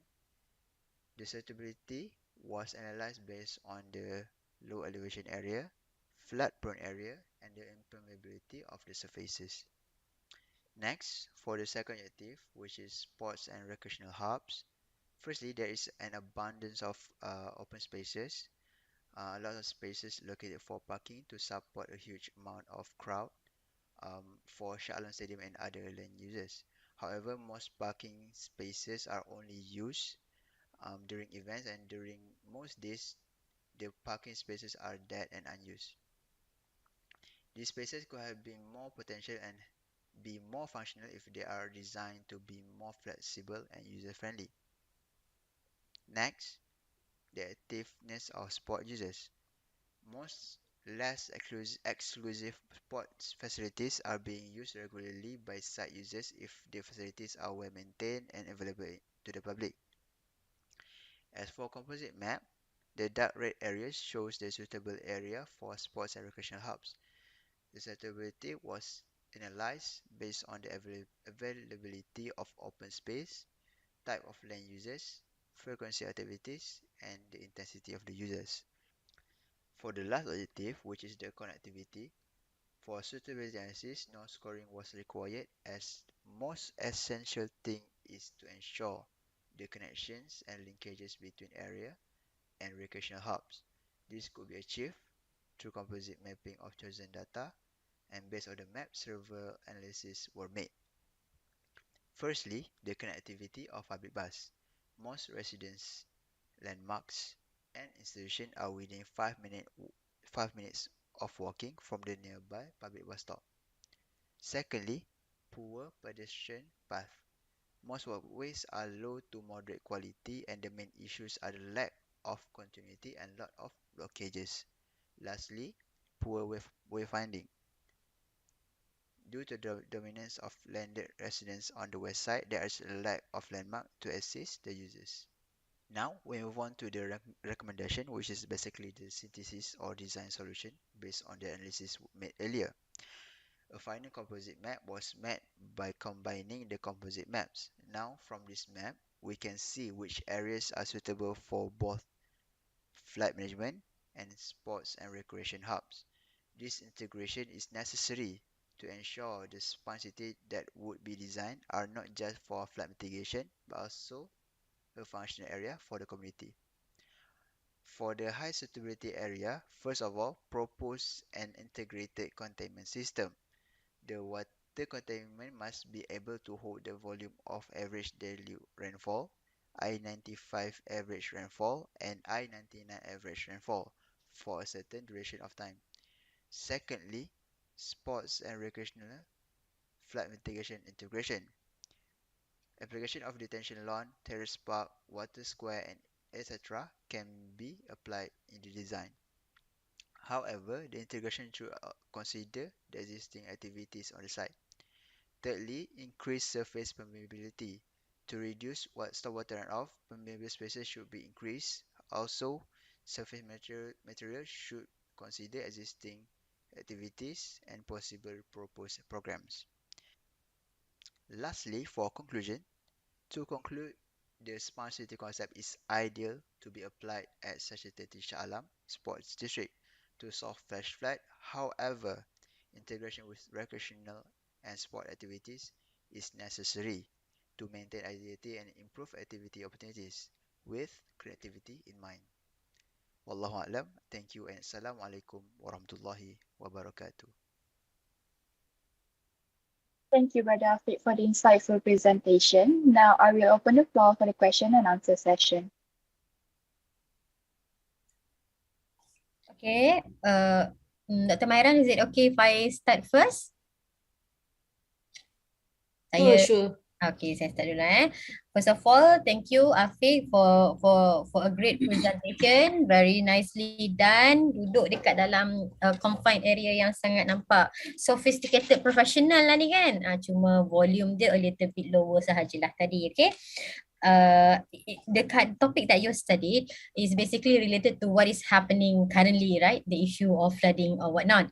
So in your opinion, after you have done your suitability analysis and whatnot, do you think that this particular method of your sponge city can be implemented to a critical area that are currently having a flood issue?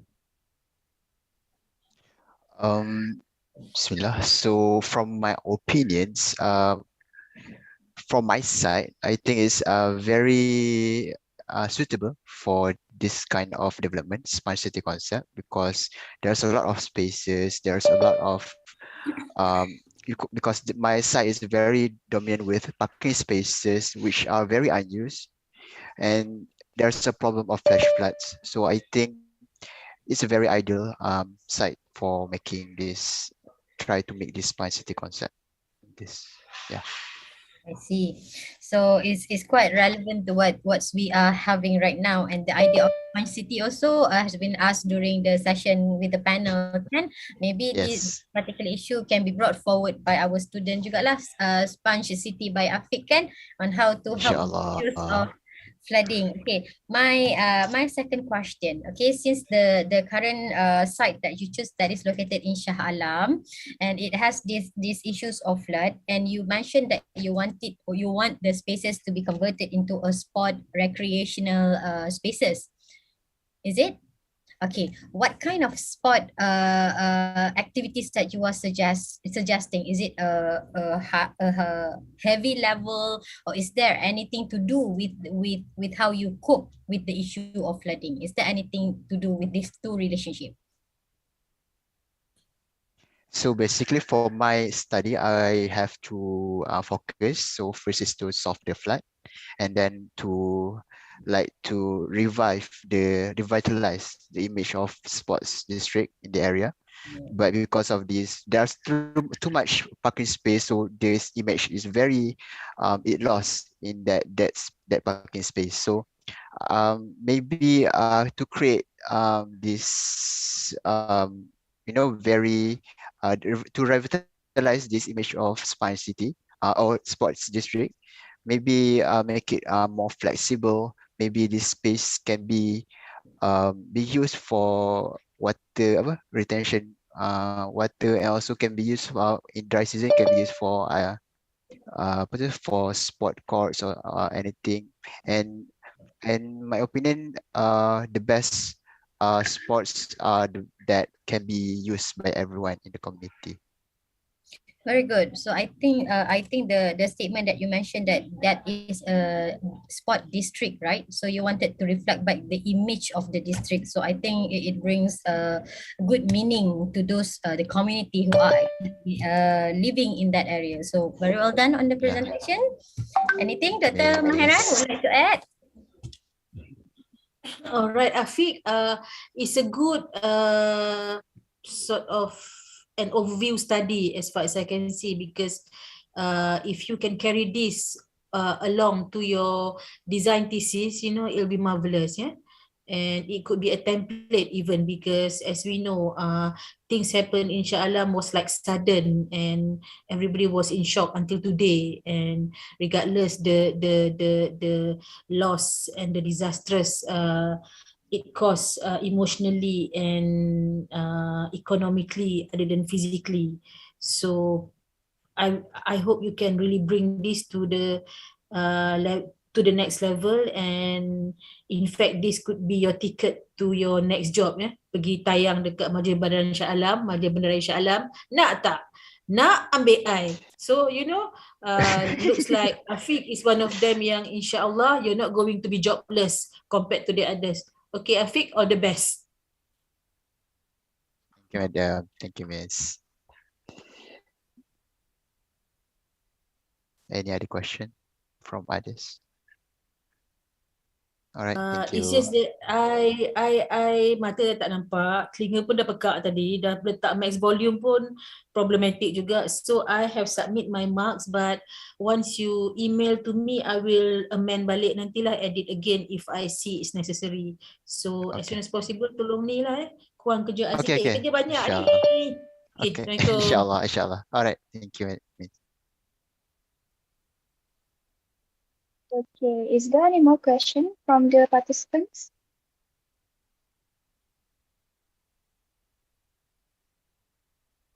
Ladies and gentlemen, I know that this is a short topic. This is very interesting. Unfortunately, due to time constraint, the Q&A session will be moved into the chat box. The audience can leave the question in the chat box, and our speaker will give the respondent. Thank you.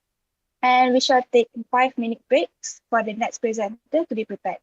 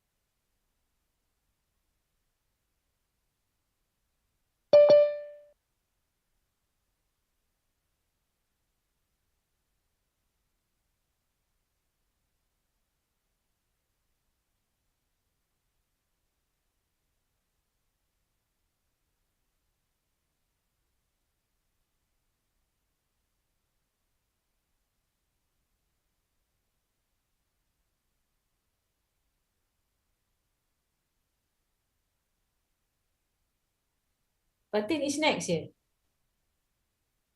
Fatin is next ke? Yes, sorry, madam. Are you presenting, Fatin? No, I'm not presenting, madam. We're taking 5-minute breaks for the next presenter, which is Brother Amir Zakwan, to be prepared. Okay.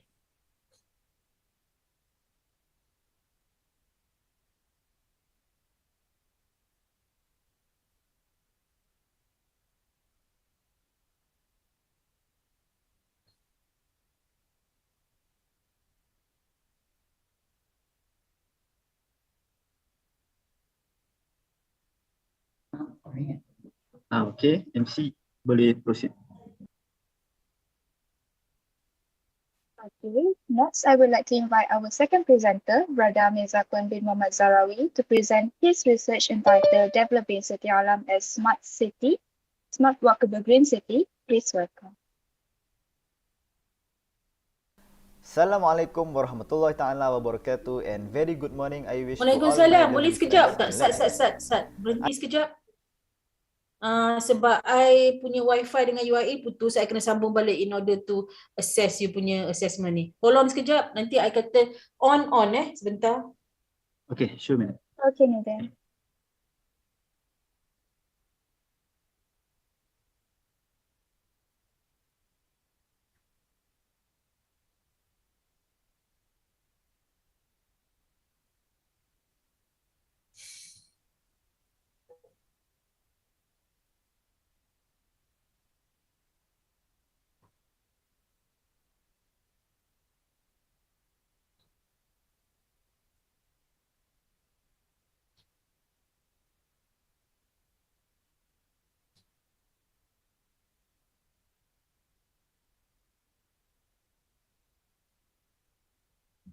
Sorry ya, UIA punya wifi macam ni lah kat level 4.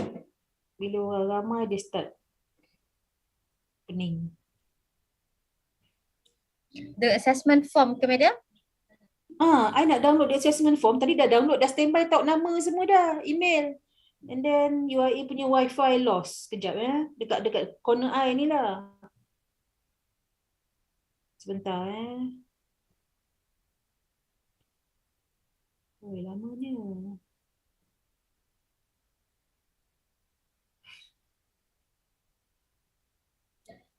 If madam already submitted one assessment form, madam, you have to click the link again, madam. Nanti dia hilang terus. Yes, Yes, yes, yes, yes.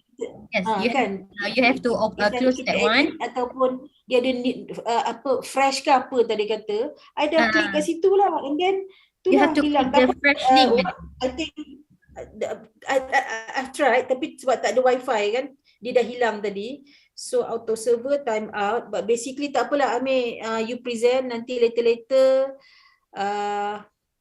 inilah balik, access balik bila line dah ada. Okay then, bismillah, all the best. Okay, shall we proceed then? Assalamualaikum warahmatullahi taala wabarakatuh, and very good morning I wish to all my lovely friends and lecturers. I am Amir Zakwan bin Muhammad Zarawi from Department of Landscape Architecture KAET IIUM. Today I will be presenting about my design thesis topic, which is developing Setia Alam as smart walkable green city. So before we go any further, let me tell you guys a bit about Setia Alam. Basically, Setia Alam is one of the newest township located on the outskirts of the city neighboring the royal capital of Klang. This township was built in 2003 by SP Setia Berhad, owned by the C. Hoi Chan Group. Besides, this township is a mixed residential, facilities and commercial development such as Setia City Mall, which also known as the heart of Setia Alam. Move on to literature review of the topic. Smart walkable green city is a combination between different terms with a different definition, which is smart city, walkable city, and green city. As for the overview for all of these terms, smart city is a city which employs a framework of information and communication technologies to construct, deploy, and promote development strategies. Walkable city is the extent to which the built environment facilitates and encourages walking by providing pedestrian comfort and safety, linking people to a variety of destinations in a reasonable amount of time and effort, and giving visual appeal in journeys across the network. Meanwhile, green city is a city that is in balance with nature, meaning that all kinds of nature, from living organisms to their habitats, are integral part of the urban form and part of green infrastructure. So, after the combination between these three terms, it creates a new term which is smart walkable green city, with the definition of a sustainable city where information technology is combined with infrastructure, architecture, every object, and even our own bodies to address social, economic, and environmental problems while providing a good quality of walkability as integration between spaces for people to take advantage of every facility provided. As for the reference study, there are two selected sites as for reference related to the topic, which is Cyberjaya, Kuala Lumpur, a well-known city with a good quality of smart features and facilities such as public Wi-Fi, urban public mobility, EV charging station, and Cyberjaya retailers already cashless to date, in order to increase efficiency, improve quality of life, create a safe space, and improve the standards of environmental sustainability for the community to live, work, and play. The second one, Greenwich Village, New York, a neighborhood on the west side of Lower Manhattan in New York City. It is a neighborhood of historic brick townhomes and brownstones, tree-lined street, and cafes and restaurants. This neighborhood also have been stated as one of the walkable village in New York, with a very good quality of landscape view and scenery. Next, we proceed to the aim and objective of the study. The study aim is to study an environmentally smart city with a good quality of walkability. As for the objective, it has been divided into three components, which is capability of walkability, natural environment, and commercial activities. For the first objective under the component of walkability, to implementing a good walkability system with an attractive smart features and facilities. Second one, under the component of natural environment, which is to enhance the landscape environment of the city, at once improving the quality of life. The third one, under the component of commercial, to integrate commercial area with a public spaces through green pedestrian infrastructure. Next, as for the side issues, there are three major problems that can be identified through research and observation, which is the first one, an accessible and unsecure design that values freedom and accessible public spaces. The second one, traffic congestion, caused from unpredictable speed of vehicles due to the existence of facilities and commercial area. The third one, limited utilization of green spaces due to increased urbanization and spatial planning policy of densification. Next, we move on to research methodology. Based on the diagram, this phase starts with literature review, problem statement following with research aim and objective as the first statement of the research. After that, the flow continues with data collection, which divided into two methods, primary and secondary data, following with data analysis and findings, and ends with proposals and recommendation. Next, we proceed to data analysis and findings, the result obtained from various approach of methodologies. First of all, we will start with demography, which have been categorized under the social and cultural attributes. Due to the valuable existing buildings and infrastructure, Setia Alam known as a growing township because of the continuation in migration of population throughout the years.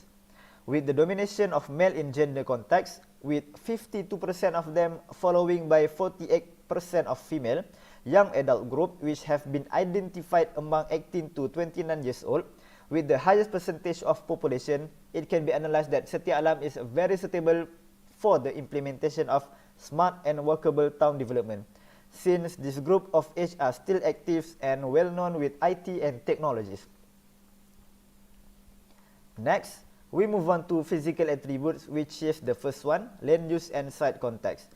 There are four major land use based on research and observation, where three of them are key values of Setia Alam, or in other meaning, why do people came and migrate into this township, which is commercial, facilities and administration.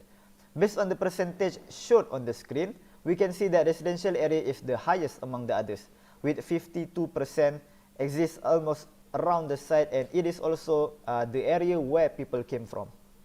Next, as for the usability of spaces, it is intended to analyze the quality of space with the combination between some highlighted element, which is functional of spaces, landscape aesthetic and hardscape furnitures.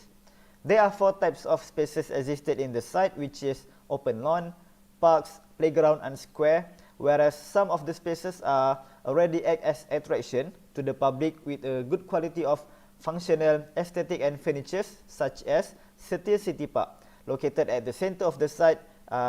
Besides, there are also some unutilized spaces that have a potential to be developed. Move on to the next subtopic, which is connectivity.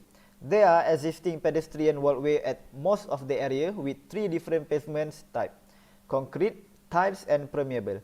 As for the type of pathways, there are three of them. The first one are pathway and road. They are low safety and security assurance, as the pathway exposed directly to the road. Heat and dust from the vehicles can reduce the comfortability of the pedestrian. Second one, pathway, tree, shrub and road, whereas the best quality of height, safety and security assurance, as the tree and shrub create a gap between the pedestrian and the road. Besides, trees along the pathway provide a shade to ensure the comfortability of the pedestrian. Last one, pathway, grass and road, provide medium safety and security assurance, as there are only grass area to create a gap between the road and pedestrian. Then low comfortability for pedestrian, direct light from the sun and probability for accident to happen. Besides, this is the diagram of walking and movement distance for both pedestrian and vehicles. In this research, there are the estimated times taken for each distance between landmarks, as to analyze the suitability of walkability implementation in the town. Next, we proceed to the suggestions and recommendations that can be implemented in the site based on the data analysis and findings. There are some suitable ideas that can be implemented in the site, which is the first one, propose green park with different and various function of users, such as urban park, extreme park and smart park, in order to give variety choices for the community. Besides, create a curiosity between them to explore the park one by one. The next idea, propose green walkways with a good quality of accessibility and continuous pedestrian walkway, as to encourage walkability at once, promoting a healthy lifestyle to the residents and users. Besides, a good accessibility functioning as to indicate the movement of the user and also as for the safety security, especially during night time. And the last one, propose e-bike trail together with adequate bike station to encourage people to cycling and create a healthy lifestyle while reducing the usage of vehicles inside. Apart from that, the implementation of smart features and facilities around the site also can be highlighted as attraction and also to facilitate users' activity and movement. Finally, we have reached our conclusion for today. The trend toward walkable communities continue to grow in popularity, with walkable neighborhoods growing more than twice as fast as the overall market. Walkable integrating communities and also have a lot of benefits in terms of health, environment, and finance. Besides, the addition of smart technology system in walkability will encourage more people to walk and create a walkable community. I think that's all from me. Thank you. Thank you, Brother Amir, for the informative presentation. Now, I will open the floor for the question and answer session. Assalamualaikum. If I may start, Dr. Hazza. Yes, sure.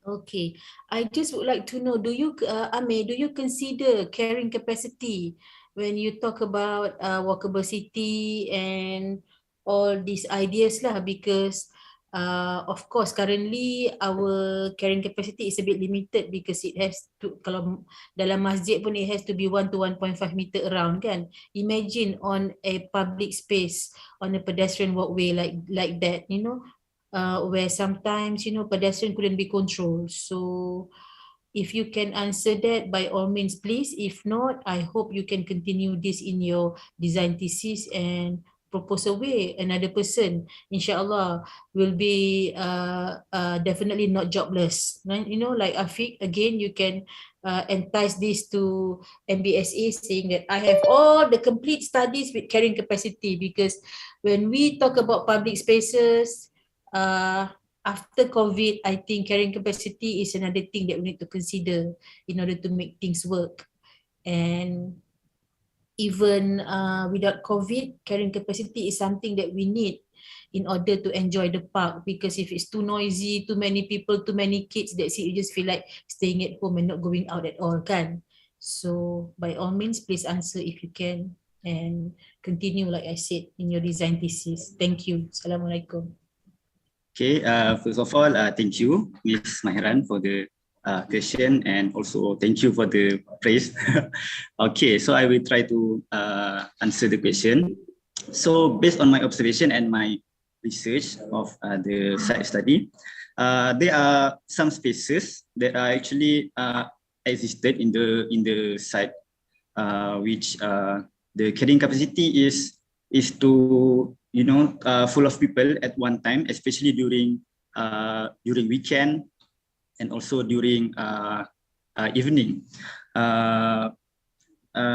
That's the reason why in the synthesis that I mentioned that the study is want to implement a new park or various kind of park in the site, which propose at the unutilized spaces, so that we can reduce the amount of people at the existing site, which is at the Setia City Park, located at the center of the site, beside the Setia City Mall. Which when we talk about mall, we know that the customer or people that will came to the mall are very many, right? So they will go to the Setia City Park, and that's why it makes the park become so crowded and full of people.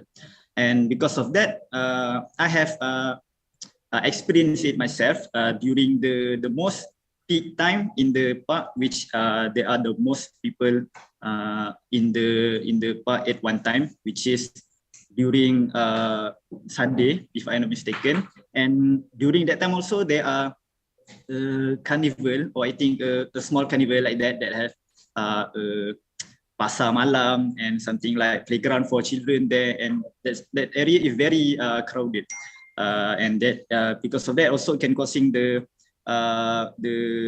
pembuangan sampah. Yes. So that how to counter these problems is by providing other suitable park for them, to do their any kind of activities, such as I have mentioned before, extreme park, recreational park, smart park that can reducing the amount of people at one time. Famous park like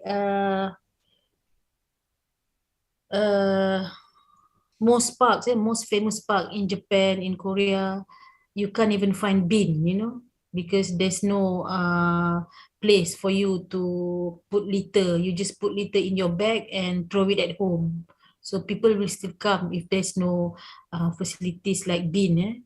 But again, the most important thing is to arrange, because even in Japanese garden, most of the park are small, but people come and go all the time during time slot. Like, they have like maybe half to 1 hour to spend for maybe 12 packs numbers of group. And after that, the next group. That is how we cater carrying capacity for small parks even.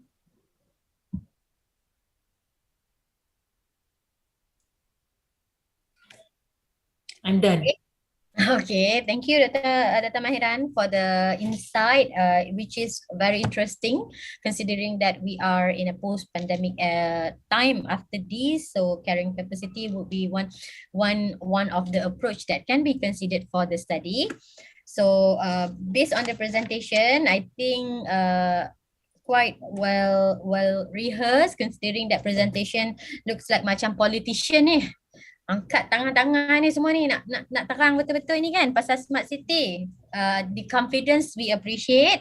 Very good, nicely done. A small minor typo, for example, I think you realize tadi kan yang bahagian mana identify, dia jadi dah maksud yang lain. Saya tak pernah jumpa lagi maksud tu.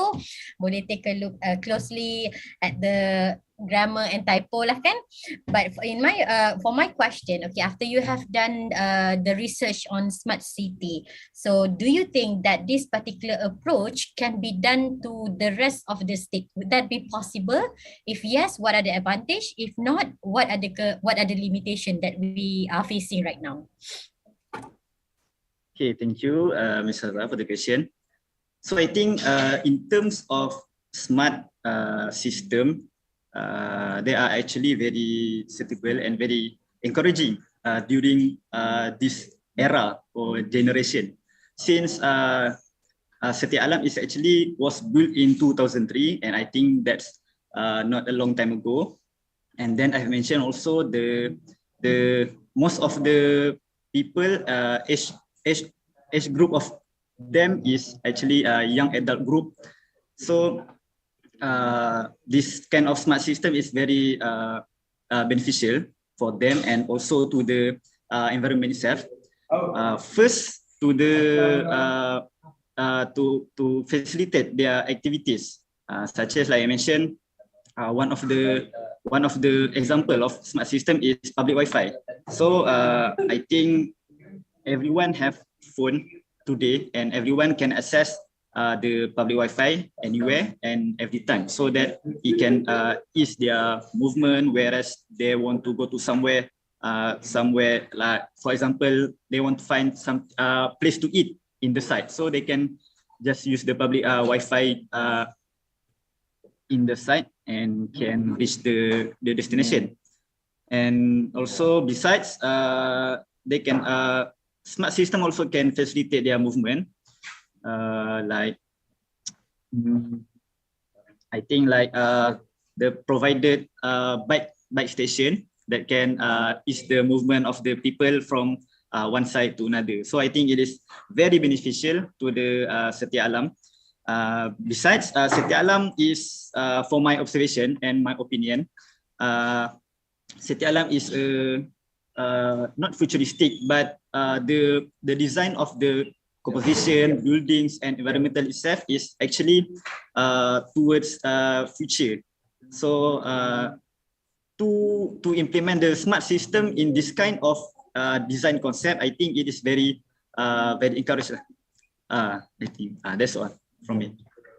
Okay, thank you for that one. And I have a second question. If other spaces or places in the country would like to adopt this approach, what are the limitations that you think that they could face in realizing this one? Any limitation? Okay, limitation that I can only think right now is the area or space that surround or around by forest or tree that will mengurangkan the connection. I think penyebaran tu like that lah. Like as we know that forest, or when we live near the forest, that the connection of the smart system that will be dikurangkan dan tak boleh digunakan. So yeah, I think that's a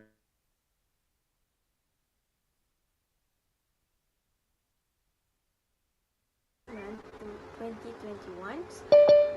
So today I'm going to present about my research entitled Revitalizing Mukim Tabal as Estuary Eco Park, where my research and study is more focusing on environmental issue in estuary.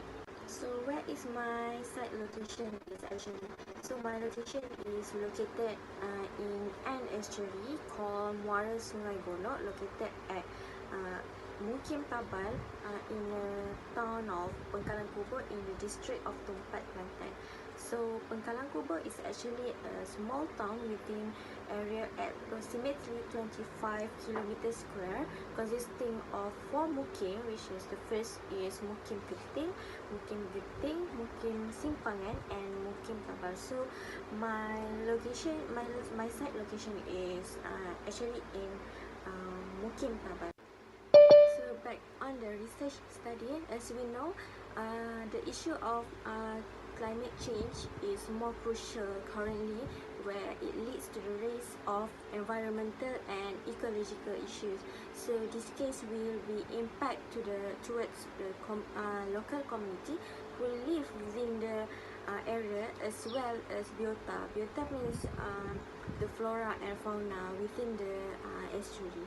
So estuary exactly play a significant role to the human as well as the biota, because it does not only act as a region for some species of flora and fauna, but it is function as an area with the high concentrated to the natural ecology process. So but due to some issues occur within the area currently, erosion and accretion, it is such a main issues that happen at the estuary that able to brought a huge impact as well as increase the risk of flooding and sedimentation. So that's why this research is focusing on environmental issues in estuary, where I can evaluate the problem that and find an innovative solution about it. So this is because estuary is looked as a potential area for some habitat and for the human activities, and potentially to be developed, as well as source of economic for the local. So the scope of the research study is to revitalize Mukim Tabal as estuary eco park at the border of Malaysia and Thailand. So referring to the issues found within the area, my objective of this study is about more to natural resource protection, which is I want to implement landscape solution through the preservation and conservation of natural resources in order to provide a resilient area. My second objective is about the revitalization. So I want to revitalize Invo Gallery Tengku Anis and the Mukim Tabal itself for estuary eco park, while reaffirming the identity and image of Mukim Tabal itself. The third objective is about the neighborhood connectivity. I want to provide a proper access and connectivity with the adjacent neighborhood in order to prevent obsolescence issues. And then the last objective is where I want to create a healthy tourism, where I want to develop a healthy and safe tourism spot without neglecting the estuary biota in order to maintain the resilient environment. So let me see the keyword of my research study consists of what is estuary actually, and what is ecological park, and what is the coastal erosion. Estuary is actually a coastal ocean that intrudes into the indentation in the landform and meets freshwater flowing off the land. While ecopark is a short form for ecological park, declared as an amusement or entertainment park without hampering its natural environment or natural habitat, so that the biodiversity remains unaffected. Move to the coastal erosion. So what is coastal erosion actually? Coastal erosion is recognized as a permanent loss of the land and habitat along the coastline. Actually, estuary have their own values, which is wetland at the estuary can function as a natural buffer between the land and ocean, where it able to absorb flood waters and dissipating storm surge. And then second is they able to function as an environmental service, where estuary perform as an environmental service including a natural filtration. Estuary act like filter out sediments and all the pollutants from the river before they flow out to the ocean. And then estuary also can give environmental asset. For example, estuary is significant to the commercial value, and their resources provide economic benefit towards tourism, fisheries sectors, public infrastructures, recreational activities, and even properties. Significant one is estuary act as a nursery for the sea. Estuary often called nurseries because many species of fish and wildlife rely on the sheltered waters of estuary as protected, like spawning place for spawning. The main issue for Mukim Tabal is erosion, because Mukim Tabal itself is located at the lowland area and tend to be flood. On the other hand, at the river bank side, at the Sungai Geting and most of Sungai Golok, the level of water body is too low, that leading to the crucial issues, especially during the dry season. So during the monsoon, the East Coast has a summer season starting from May up until September, where the level of the river tend to be low due to the siltation and sedimentation at the bottom of the river. In addition, it was stated that the shoreline was assumed having 4-meter accretion on the eastern per year. The accretion occurs due to the sedimentation at the shoreline side that coming from the Tok Bali, because the shoreline is not interrupted with any breakwater. The research methodologies, the study employs qualitative methodology for the data collections to get a better understanding and accuracy regarding the site issues from community perspective and documentation. The first method is semi-structured interview, where I had interviewed a few people. That the first one is original community from Mukim Tabal who have migrate to the new land long time ago, and then one of them government staff, and one of them is shiftman. And then the second method is site observation, where I went to the site by myself and capture any data that was needed for my research. The data collection that I can get from the document analysis method is about microclimates, topographic and erosion control system at the site. So about the microclimate, there is 3 seasons, as you know, in Peninsular Malaysia. There is a southwest monsoon season, intermediate season, and northeast monsoon season. So the positive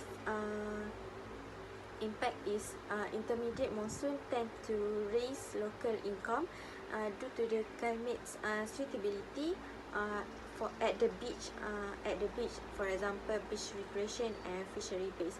And then at the negative side is when it comes to the dry season, it leads to the shallow river due to the siltation that can reduce the aquatic life species. Means most of the aquatic life cannot survive due to the shallow water, as well as can reduce the local income at the site. Second finding that I got from the document analysis method is about the topographic. Based on the secondary data sourced from topographic map on the Google, it shows that Mukim Tabal is a lowland area compared to its neighborhood site called Pekalan Kubu. So the potential is Mukim Tabal is actually suitable for any kind of development due to no highland found at the particular site. Hence, the quality of water body at the site is suitable for food resource. Part of that, income for some community there, depending on the aquatic life in the river of Sungai Geteng and Muara Sungai Golok. Hence, lowland area like Mukim Tabal is tend to be flood. In addition, there is no mitigation system found at the riverbank. Based on a report from GPS, there are water breaker provided at the end of the estuary Sungai Golok. So the water breaker was proposed by the government since 1994. The good thing is water breakers help to prevent erosion at the shoreline side, because the erosion is not too serious at the site compared to other beaches in another state.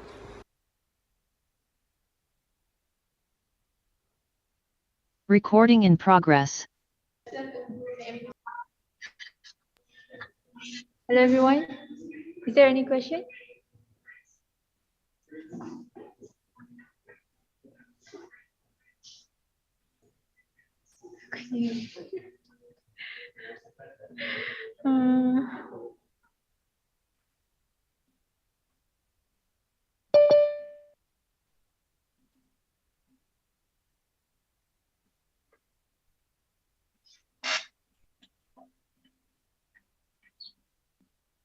Okay, siapa?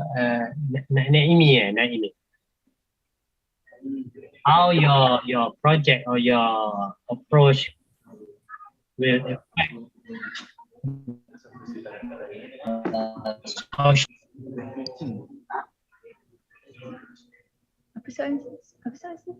Sorry sir? How your project and your approach affect the social life of local people. Okay. First of all, I think because of the design strategies related to the plantation on the site, and the plantations not only contribute to how it beautify the place, but it's also in terms of the air pollution. It improve the air pollution and the shade.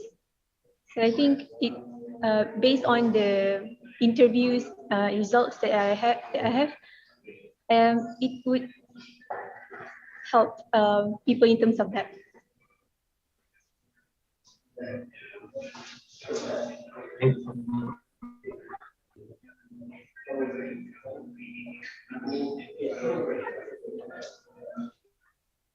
Participant, question from participant.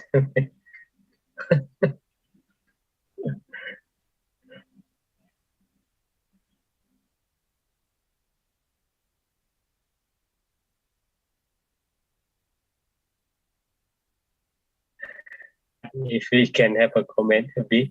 I think your my comment on your presentation is just like what I commented on Azrin. Okay, everything is okay, fine, but when come to recommendation and conclusion, the best way is to relate to what you have done. Okay, it means that it's come from your objective. Okay, your objective, and then your recommendation, your idea from that objective to achieve that objective is your recommendation. So what you did was correct, but it's too general. It's general of solving the problem, and also suggesting the idea lah. It's like that. Okay. So that's the comment lah. By right, seminar ni kita tak ada komen pun, tak apalah. Kita treat sikit macam studio. I mean, no. Okay. Alright. Right. We proceed to the last presenter. I would like to call upon our last presenter, Sister Naimatul Munirah binti Muhammad Asri, to present her research entitled Landscape Resilience of Pangkalan Datu River, Kubang Krian as Eco Riverfront Park. Please welcome.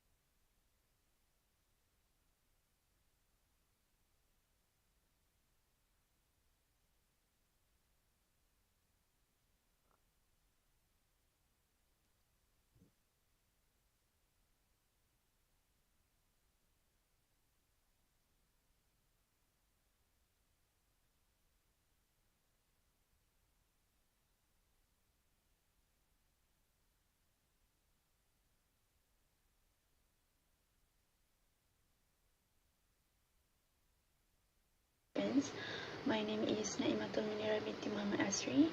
I am very glad to be here today to discuss on my research topic, which is the landscape resilience of Pangkalan Datu River, Kubang Krian as Eco Riverfront Park. The chosen site is in Kubang Krian, which is a village that is located in the middle of Pangkalan Datu River. This site takes about 3.8 kilometers from Kubang Krian town, Kelantan. So some history information about this site is the name of Pangkalan Datu is derived from the Patani's governor's title, which is called as Datu. The king of Patani dispatched his Datu to administer the state of Kelantan together with the Sultan of Kelantan based in Kota Pangkalan Datu. As a result, the current renovation of Kota Pangkalan Datu as a historical, agricultural and nature-related tourism center aims to bring back its golden days. Next, we move on to the literature review. So, first, what is landscape resilience? Landscape resilience is the ability of a landscape to sustain desired biodiversity and ecological functions over time in the face of climate change and the other anthropogenic and natural stresses. So, a landscape resilient frameworks have been developed in order to assist in translating the resilience science into a set of practical landscape management principles. The first one is setting. The unique geophysical, biological, and cultural aspects of a landscape that determine the potential and constraints and opportunities for resilience. The second one is process. Process is the physical, biological, and chemical drivers, events, and process that create and sustain landscape over time. Next is connectivity. Connectivity is the linkages between the habitat, process, and also population that enable the movement of materials and organisms. The fourth one is the diversity and complexity. It is the richness in the variety, distribution, and also special configuration of landscape features that provide a range of options for species. Fifth, redundancy. Redundancy is a multiple similar or overlapping elements or functions within a landscape that promote diversity and provide insurance against loss. 6. Scale. Scale is the spatial extent and the time frame at which landscape operates that allows species, processes, and function to persist. And the last one is people. People are the individuals, communities, and institutions that shape and steward the landscapes. Now let's move on to the river ecosystem. The river is divided into three courses. The first one is the upper courses. Upper course is the source zone, which is the river that located in the highest point in the mountain area. Second one is the middle course. Middle course is the transition zone that is located at the hilly area. And the last one is the lower course, or known as floodplain zone, that is located near to the ocean area. For your information, the river has a lot of function for humankind from then until now. Some example of the functions of the river are transportation modes, as water resource, as public spaces, and also as a center for economy. Now let's take a look at the definition of a riverfront park. Riverfront park is a land or area along the river. Meanwhile, a park is a public area of land with grass and trees where people go in order to relax and enjoy themselves. Hence, the riverfront park is a communal recreational space that is intentionally designed to be flooded with minimal damage during storm or flood events. For your information, there are many types of riverfront development aspects. For example, in environmental aspects, heritage, cultural, recreational, residential, educational, and also commercial. So, based on my research, the design aim for this site is to create an eco-riverfront park for Pengkalan Datu River as natural recreational area using a sustainable landscape solution. So through this study, there are three objectives needed to be achieved. Number one, to enhance the riverside corridor ecosystem by implementing a green landscape solution. Number two, to propose a landscape design that can minimize human activities. And number three, to boost users' experience by introducing ecological recreational activities. The methodology used for this research is a qualitative method. There are three methods used under qualitative method, which are observation, document analysis, and semi-constructed interview. For observation, the site existing was being observed using the inventory checklist and photograph taken during the site visit. Next is document analysis, which is using a secondary data that have been collected online and from authorities. Furthermore, for a semi-conducted interviews, the locals and villagers of Kampung Pulau Tengah was being interviewed for some questions related to the site. Next, we move on to the findings of this research. The major findings of this site are based on natural attributes, which are flora, fauna, and also hydrology. So for flora, the vegetation in this site is divided into two categories, which are the riverine zone and also land zone. In riverine zone, there are 4 significant species of trees that exist along the riverside area, such as Sonorita caesiolaris, Nipa fruticans, Acrosticum auran, and also Eschornia crassipis. Meanwhile, at the land zone, there are 4 major species can be found, which are Cocos nucifera, Acrosticum aurum, Havia brasiliensis, and also Salaka salaka. Ethnobotanical and ornamental plants are mostly planted nearby the residential areas and in the surrounding of the houses. Next, for fauna, there are various types of fauna species that can be found in Kampung Pulau Tengah and Pengkalan Datu River. Here are the most common species found in this site, especially at the river area. For example, monitor lizard, Nipa crab, clam, jenahak fish, siakap fish, and also firefly. Next, we move on to the findings of the hydrology. So, Pengkalan Datu River is a straight river with a wandering channel transitional. This river is a single line river and a secondary river channel. Pengkalan Datu River falls into Water Quality Index Class 2 with a value of 77. The status of this river is slightly polluted. So there are few things that can be analyzed from the findings of flora and fauna. For opportunities, Nipah palm and berembang tree can act as a barriers to the site. Next, local can generate income from the existing trees such as Nipah palm, coconut trees and many more. The third one is the vacant land is surrounded by trees suitable for adventure activities such as ATV riding. The fourth one is this site can be one of the tourism spot for firefly watching in Kelantan. Meanwhile, for constraint is the site is feared to experience light pollution that can eliminate the firefly species due to the excessive amount of artificial light usage. In hydrology, the opportunities that can be analysed are the water quality class 2 is suitable as water supply and the potential for recreational activities that involve body contact. Number 2, the river can be as a food sources of local and water activity can be conducted which can generate income for them.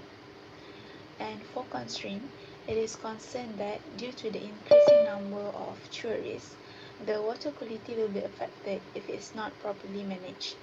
So based on studies that have been done, there are few recommendations and suggestions given to improve the existing site condition.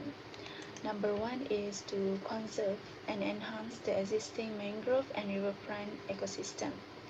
Number 2 is to protect the wildlife habitat and propose various types of vegetation at the site. Number 3 is to utilize the vacant land in order to increase users' experience at the site.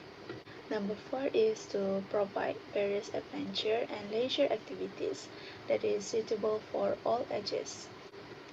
Number 5 is to reduce the artificial light consumption in order to preserve and conserve the firefly ecosystem at the site.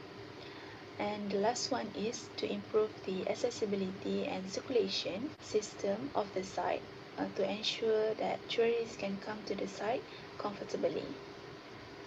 Last but not least, for conclusion, the existing and natural resources and ecosystem in Pangkalan Datu River and Kampung Pulau Tengah need to be conserved, which will contribute to the enhancement of the riverfront that will create a sense of identity to the site.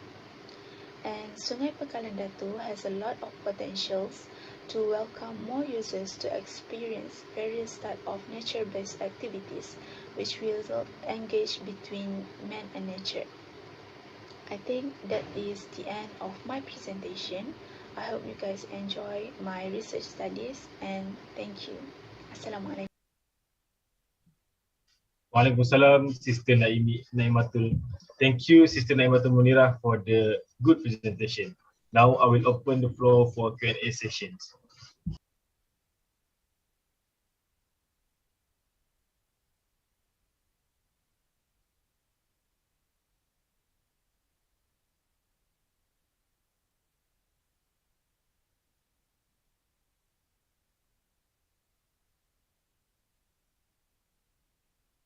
Or research by adding like the architectural heritage of the site, perhaps the traditional Malay architecture, okay?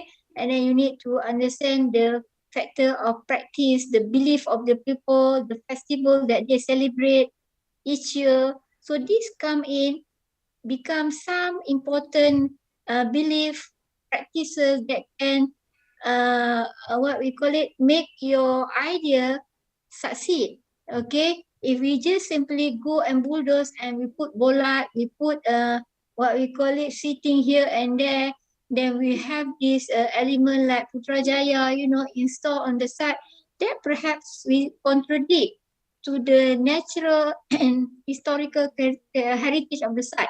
So my advice to you, Amira, perhaps you need to study the, what we call it, the island of Tasmania, especially focus on Hobart. So this is one method, perhaps we can call it like study case. There's a method in a research, we call it study case. Per case, perhaps for a start, you can have a look at this island of Tasmania, zoom into Hobart. Hobart, they call it Hobart, not Hobart, Hobart.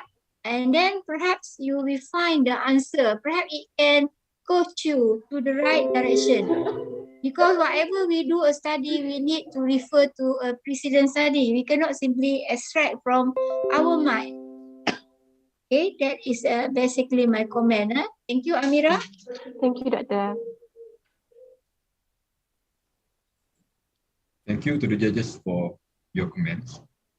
So now I would like to call upon our fourth presenter, Brother Muhammad Shazwan Daniel bin Nordin, to present his research entitled Nangabe Coastline Urban Rejuvenation. Please welcome.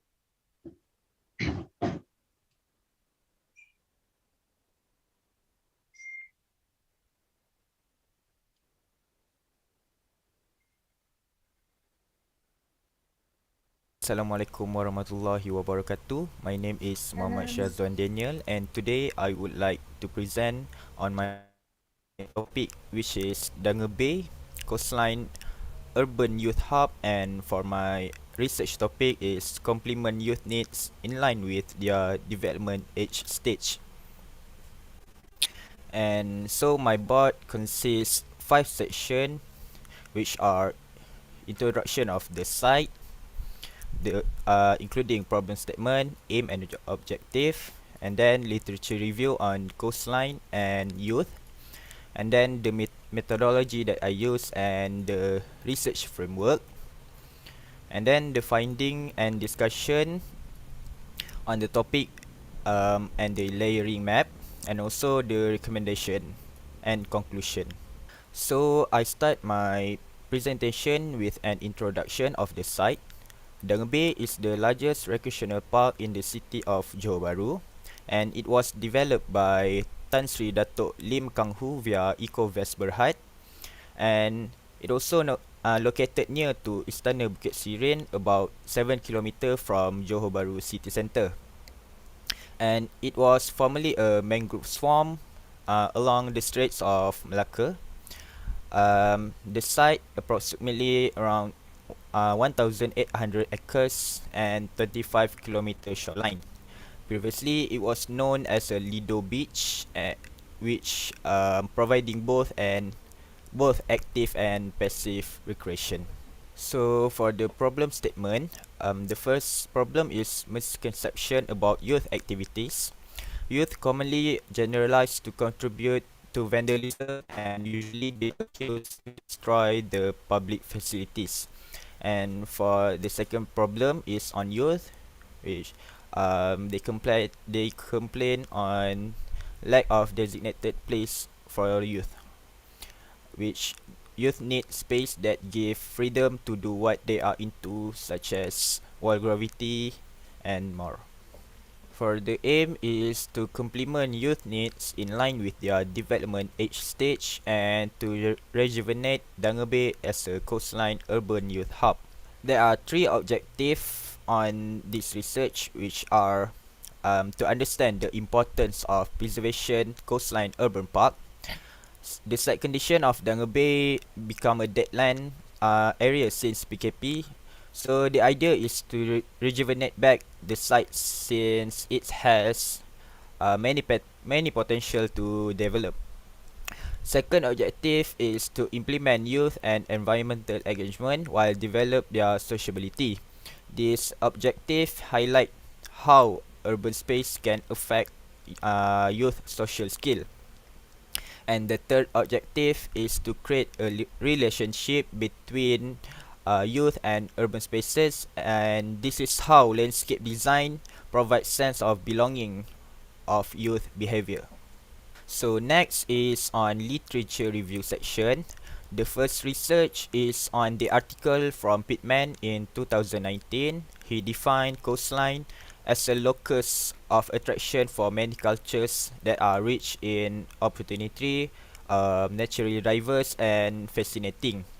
And the article also highlighted the characteristic of coastline area, which are long range views of landscape and seascapes, rhythmical sound of wave meeting the shore, constant change of rise and fall of the tide, and also natural light and fresh air. next research is on youth. The article from Valeska in 2015, she defined youth as a period of life between childhood and adulthood, and it is described as a time for them to experiment with roles and identity and the things they are into. And the article also highlighted the four basic needs of youth, which are: the first one is need to belong. Youth need to know that they care about by others. The second basic need is need to master, which is youth need to feel and believe they are capable and experience success at solving problems. The third basic need is need to independent. Youth need to know that they can influence people and events through decision making and action. And the last basic needs need to be generous, which is youth need to feel their life have meaning and purpose. So next is research on the significance of urban setting on youth development. So according to the article from Tanya in 2016, she mentioned that the environmental education is often associated with with education and enable young people's personal growth through development of confidence and also for their well-beings. So the significance of urban setting on youth developments are increase the social inclusion among youth in park activities, sense of belonging towards the facilities provided, economic growth among local community, and build social and physical character among youth. So for the next section is on the methodology. This research using mixed method, which involve quantitative and qualitative data, and then I divided the into three according to the objective. The first objective is preservation of coastline area, which the type of data I gathered is secondary data, and the source is from the past research articles and book. The second objective is on youth development, which I gathered primary and secondary data from observation through photos and also the articles. And then the third objective is on youth and urban spaces, which I gathered primary and also secondary data. And also the source is from observation through photo and data analysis. So here is the research framework. So the first step, I do a research proposal on to rejuvenate Danga Bay as a coastline urban youth hub. Next is literature review on coastline area and also youth. And then third, I go site visit at Danga Bay to collect primary data. Then fourth, data collection. I gathered from quantitative and qualitative data. And then I sort the document into Microsoft Excel and photo. And then I analyze the data and do conclusion and recommendation. So next is on findings and discussion section. So here are 4 map of inventory and analysis of the topic of microland use, microclimate, circulation, and soil and topography. And for microland use topic, Danga Bay is suitable for many type of activities such as sport, recreational, and commercial. People or visitors love place that can give sense of excitement with complete with good activities and environment. Next is on the topic of microclimate. 70% of the site were shaded area and it was covered by natural element, which is saman yang saman, and the unshaded area are rare place for visitors to visit, especially at the beach area. And then next is on the topic of circulation. The main road is a three lane road considered as a collector road because of the capacity is moderate, and the road is heading to Johor Bahru city centre are rare traffic jam to occur. The site are accessible for any type of land vehicle. And then last is on the topic of soil and topography. The attribute is focused on the type of soil, which are sandy clay loam on the land area and also sandy soil on the beach area. There are also certain area that has wet spot caused by the uneven landform, and it discourage visitors to go to the area and made that area degraded.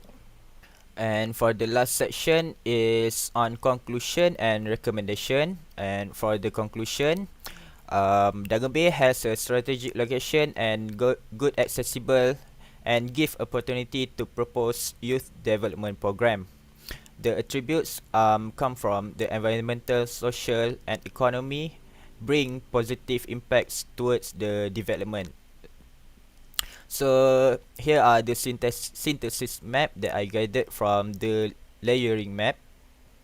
So it has site potential at the land area and also beach area, and then site constraint located at the entrance and the parking area of Dangan Bay, and active area were on the land area, and the passive area located at the beach area. So for the recommendation, the idea is to propose youth sport hub, which are focusing on extreme park, mixed sport play area, and also the surface that is skatable. And then the idea is to create a vibrant art design, to create entertainment, Instagrammable sport, and also recreational activity. Then next is to engage the community to the space, to create social and gathering zone, and also booth for local. And then next is to combine natural and physical attributes from sport water, panoramic view, and water activities. That's all from me. Thank you. Thank you, Brother Muhammad Shazwan Daniel, for the instructive presentation. Now, I will open the floor again for the judges to give their comments. So I would like to invite Dr. Jamila first. Thank you. Okay, thank you, Iza. Say thank you, Shazwan Daniel. Okay. Just now when you present your work, the topic is rejuvenate Dangan Bay as a coastline urban youth hub. Complement youth need blah blah blah. I would like to ask you, Shazwan, is it necessary to highlight on the word complement youth needs in line with blah blah blah? Because the title become too long. So do you think there's a necessity to mention on this word complement youth need blah blah blah? Azwan. Okay, Assalamualaikum. Salam. Um, I think it's okay to put on or not because my development idea is to create youth hub, which is the development stage of youth, like the type of activities according to the age of youth. So the idea is that. Yeah, to me it seems redundant because you already mentioned urban youth hub, rejuvenate Dangan base. As those people who live in Johor Bahru, they would know what Dangan Bay was in last time. It was Pantai Lido, right? Okay, so meaning that for Johorian, okay, for those who don't come from Johor, they don't know what is Dangan Bay. So this is another issue. But when I ask you to what we call it, to defend yourself, whether you need to add on complement youth need blah blah blah, I think your argument is not convincing. it doesn't convince me. So personally, I think you need to scrap off the complement use blah blah blah, because we know you want to rejuvenate Danga Bay as a coastline urban youth hub. So we know this is for youth hub. We know UTM is for educational hub. We know that JB is for commercial hub. So that will be enough, because what we do should be precise, simple and convenient. That's it.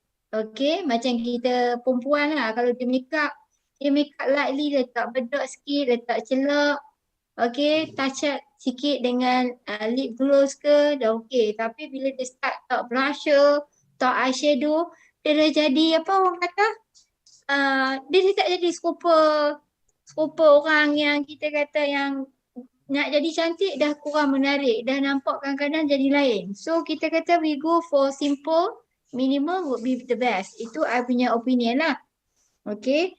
And then I would like to ask you, when you do your presentation, because Danga Bay,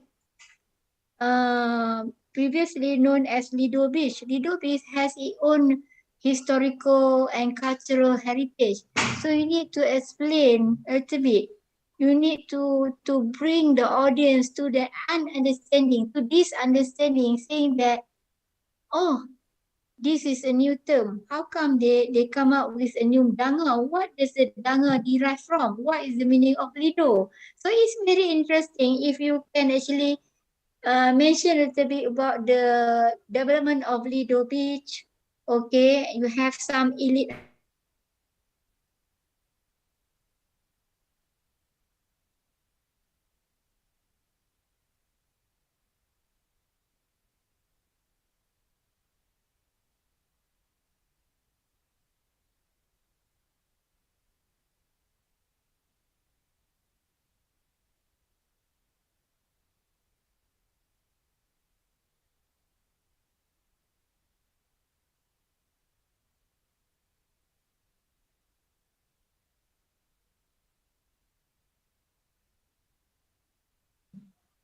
why has, kenapa, apa ada pada nama, what does it have to do with the name?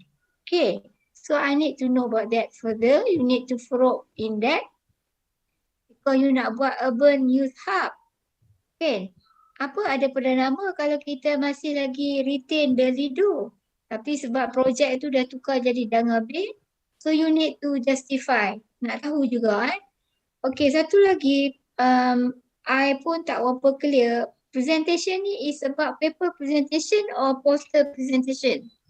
Shazwan, is this about poster or about paper presentation? You're presenting your finding, your recommendation, your method. When you say you're presenting your finding, your method, you have, kita kata mungkinlah you ada choices given by your lecturer, either you present poster atau slide. Macam mana? Benda tu clear tak? It is actually a paper presentation and I present it through my poster. Okay. So your lecturer tak kata lah kena present pakai slide? Tak, open, it's open. Okay, it's open. So through my experience, and I think I would like to share with you, when we do our presentation, normally we use slide. Okay, slide meaning we extract the point from the poster, so it become much clearer. If you have a poster presentation, meaning that you are not there, you just exhibit your work, people will come around and have a look with all the images. People can spend time, 30 minutes to study your poster, and they can actually assess your work.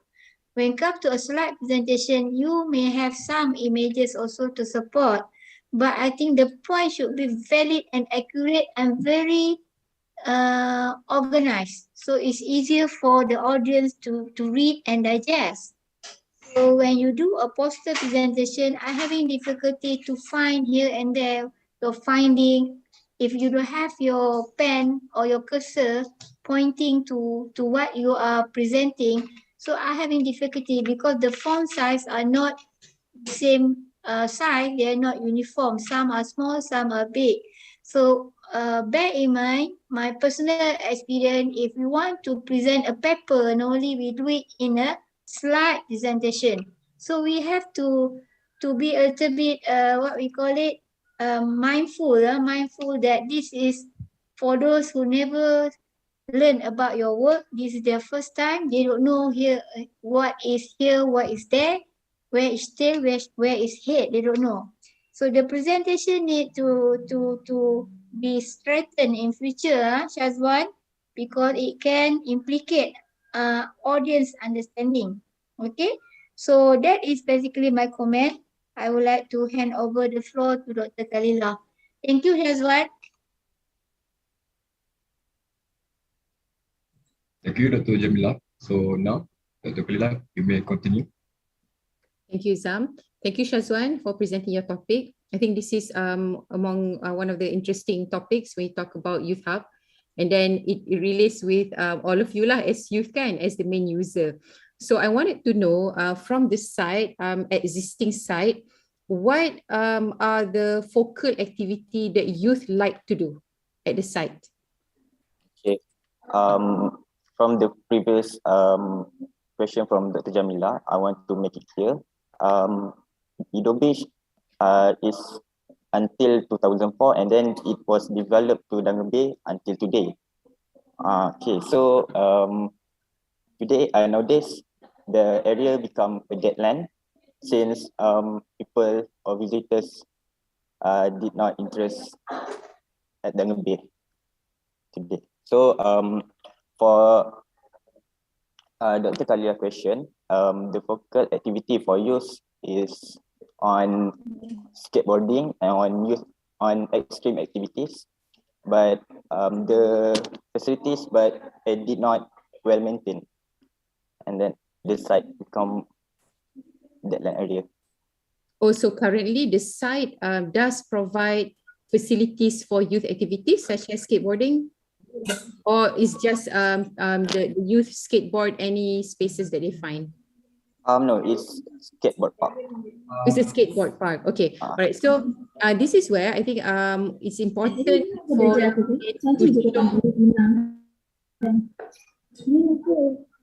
Can we mute Zulaika?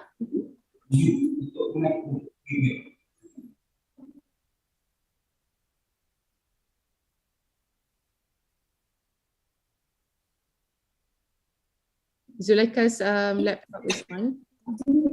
All right, okay. So because you're focusing on youth, so it's very important to look at the site again with the help of photo and a site map to show where are the existing activities happening, because there must be some kind of reasons why certain activities are at a certain area. For example, you said that there's a skate park, and then you can share with us what are the conditions of the skate park so that we know how you want to improve it after this, okay? So this being said, that in your inventory analysis, it's more significant for you to share maps of activity mapping, facility mapping, views and sensors and the entrances compared to showing us about topography and soil.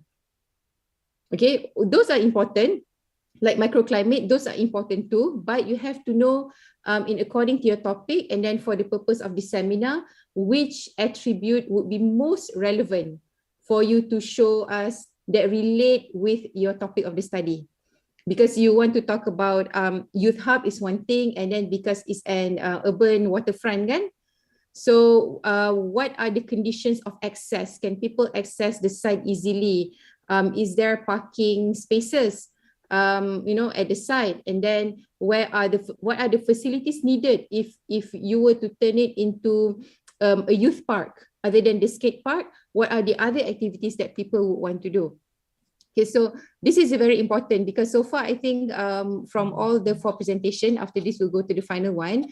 I think choosing which attribute to share, you need to know what is relevant and what is a must shared information. Because you're given, a certain amount of time, and then you need to be selective in what you want to share. Not not everything, you know, although when we do the mapping, of course we look into all attributes.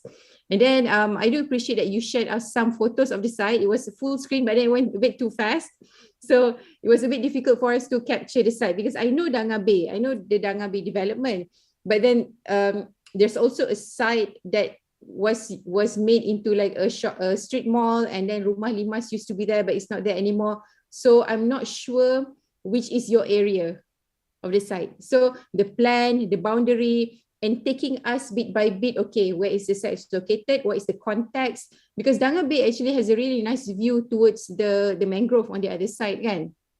And then because it's at a bay area. So can you see Singapore from Danga Bay? Is there a point where you can see? Yes. Okay, so this is very important, because you want to relate views and senses to this certain area. You want to bring the spirit of urban into the site. So those physical things and then spatial quality is very important. Okay.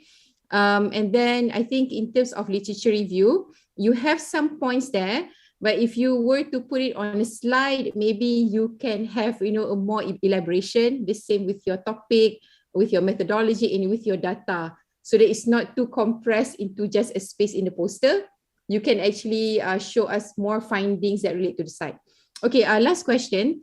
Did you do any interviews to the youth there at the site? I'm actually joining one extreme sport club, and then I'm randomly asking the skaters what they want, how the behavior on the space. Right. So what is their aspiration for the site? What do they think that is needed?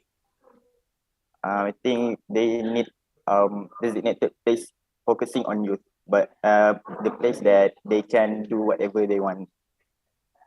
Okay, so these are the information that needs to be displayed and shared, because you have the needs of the users.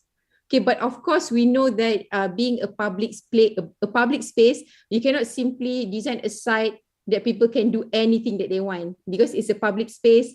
So there are certain regulation, there are certain social etiquettes that must be carried out, kan? So you being the youth, but you also being the landscape architect and the designers, so you sort of have to be the middle person that know what are the requirements of public space and what are the needs of the youth. You will be putting that together. Okay, so that information is valuable, and then I think it will be more significant for it to be shown and also mapped as part of your analysis. Okay, thank you, Shazwan. Right. Thank you, madam. Thank you to the judges for your comments. So last but not least, I would like to invite our last presenter for today, Sister Nuzulaika binti Muhammad Isha, to present her research entitled Transforming Kampung Tanjung Kramat into an Eco-Heritage Tourism Hub. Please welcome.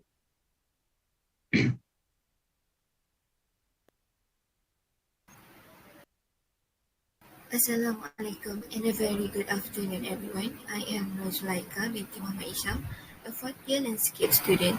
So today, I will be presenting my research about transforming Kampung Tanjung Kramat into eco-heritage tourism hub. This research deals with eco-heritage tourism in Kampung Tanjung Kramat, Kuala Selangor. Kampung Tanjung Kramat is a small village located at the extreme point of land at the mouth of the Selangor River. The village is a part of the Kuala Selangor Fort in the early Selangor Sultanate history, including one that located at Bukit Selangor. Along the village, the mangrove swamp forest not only function as a preserver for the ecosystem but also as a natural habitat for the flora and fauna.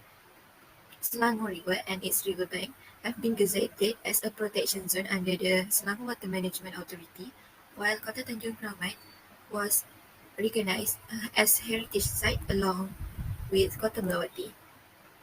The purpose of this research is to investigate the hybridity of ecotourism and heritage tourism in Kuala Selangor.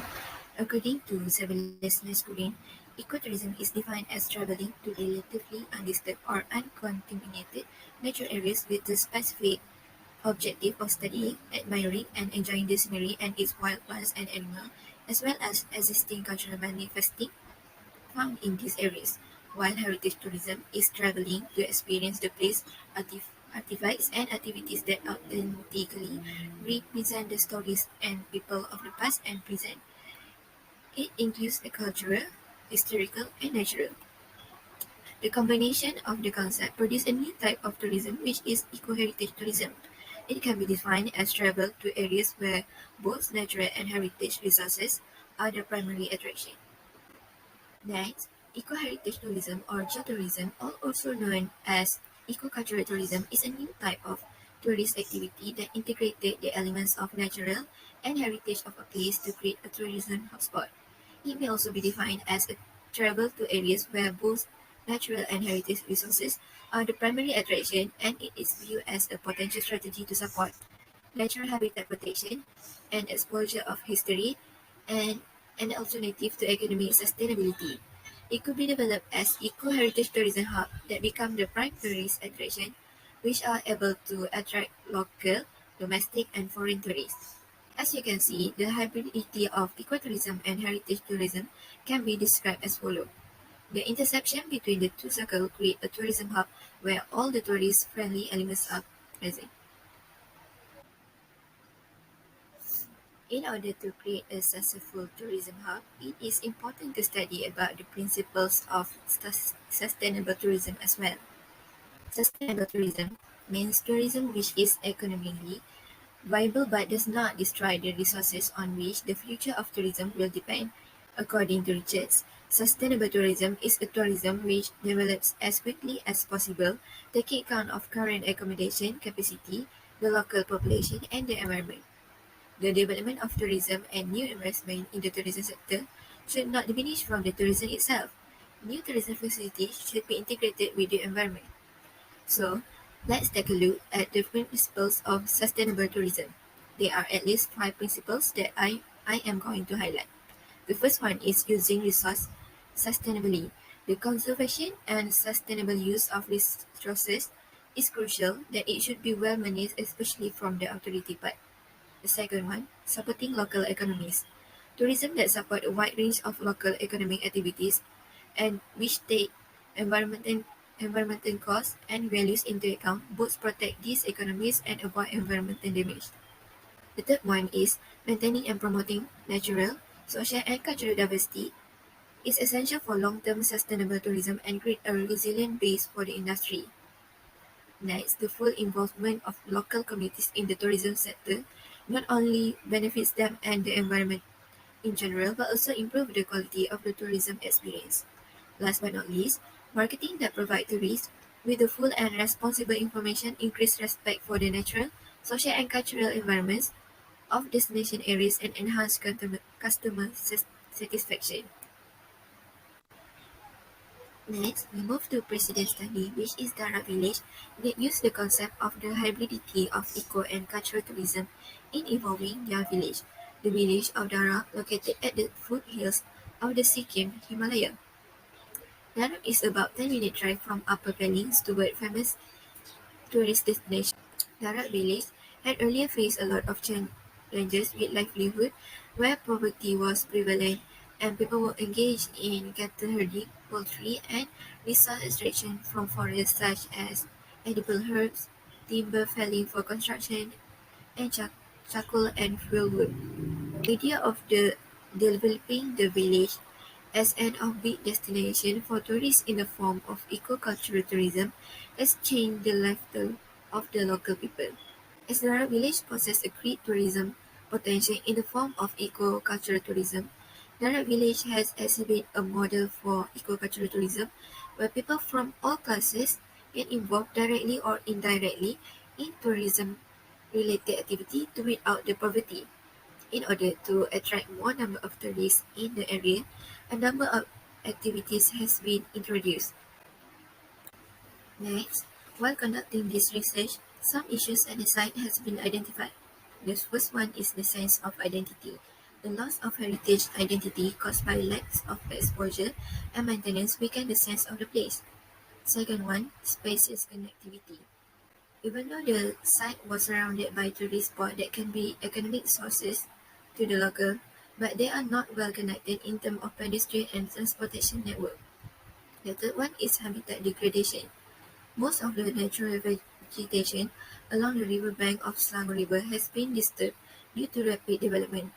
So, this research aims to develop an eco-heritage tourism hub as center of public interaction at Kampung Tanjung Kramat.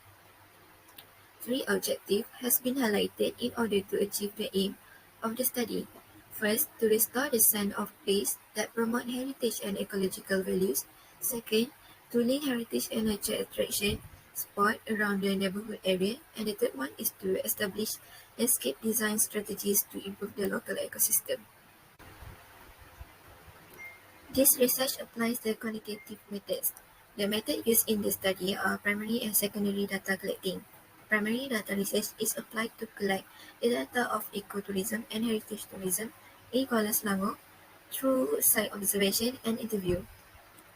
The observation is done by conducting direct observations to get a clear picture of the condition of tourist objects in Kuala Selangor, especially in Kampung Tanjung Kramat. In this phase, inventory checklist has been prepared, and during the site observation, photographs and videos were taken. Secondary data is done through literature review based on articles and journals. From the social and cultural attributes, the research findings show an average amount of male and female in Kuala Selangor, and it is dominated by Malay people, followed by Indian and Chinese. As for the village itself, Indian and Malay are the one that dominate.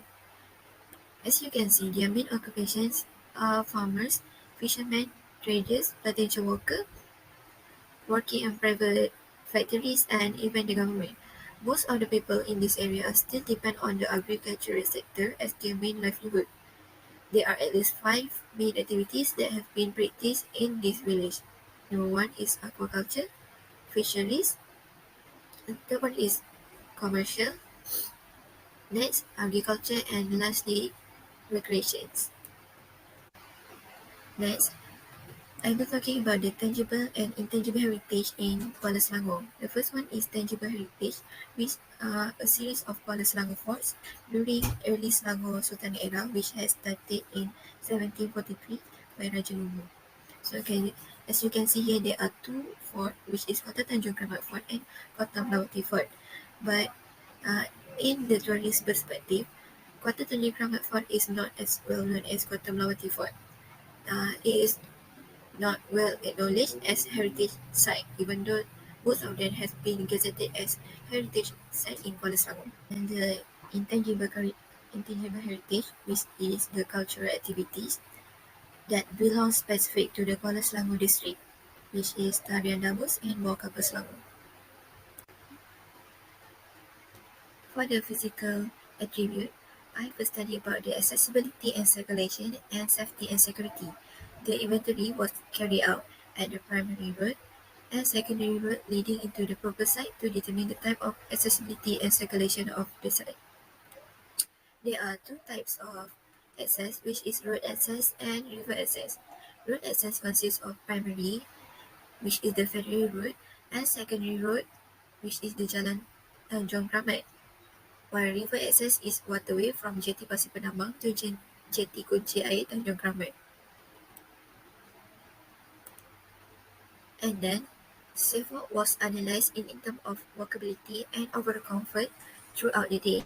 The analysis was done through observation during daytime and nighttime at the site, as shown in these two maps. In these two maps, with blue indicating safest walk and red indicating vulnerable walk. The elements to measure the safe walk consist of human activity, type of spaces, threat of wildlife, and availability of amenities. And lastly, for the nature attributes, the research focus on the Selangor River itself because the rivers are important for the purpose of irrigation of agriculture activities, especially paddy, the economy of the local people, and also form the ecology and habitat of animals such as fireflies in Kampung Kontan and Kampung Bukit Belimbing. And as you can see, the water flow from the Titiwangsa Range through Bestari Jaya to Tanjung Kramat. It has a length of 61.7 kilometers. The records state that the water quality index in 2012 is clean, but in 2021, it has been decreased and resulted as slightly polluted. As for recommendation, in order to achieve the three objectives, this also has been divided into three parts, which focusing on identity, connectivity, and strategy. The first one is identity, which is restoration and enhancement, which will be focused to restore the heritage identity and provide opportunity for public to explore the existence of cultural richness. Second, in order to highlight the connectivity, first we must improve the linkages and connectivity by establishing the pedestrian network that offer a continuous paths and improve the transportation network that can provide multiple routes to move between key destinations. And then the second one is the safety and security is by improving the safety measure around the site to allow comfortable space for outdoor users. And then eco-heritage tourism hub, which is to develop a center of public interaction that connected to tourism destination around the site. And lastly, for the strategy, focus on the habitat preservation, where it is crucial to implement the ecological strategies in order to preserve the wildlife to maintain the ecological balance and connectivity. And lastly is the hydrology, which is to provide strategies to reduce the effect of the river pollution. So we have arrived at the conclusion. I think in order to create a sustainable tourism hub, it is important to make optimal use of environmental resources that constitute a key element in tourism development, maintaining essential ecological process and helping to conserve natural heritage and its biodiversity. It is also crucial to respect the socio-cultural authenticity of host communities by conserving their built and living cultural heritage and traditional values. I think that is all from me. Thank you. Thank you, Sister Nurulaika, for the educative presentation. Now I will open the floor for the judges to give their comments. So I would like to invite Dr. Khalida first. Thank you, Zam. Thank you, Zulaika. Congratulations on your presentation.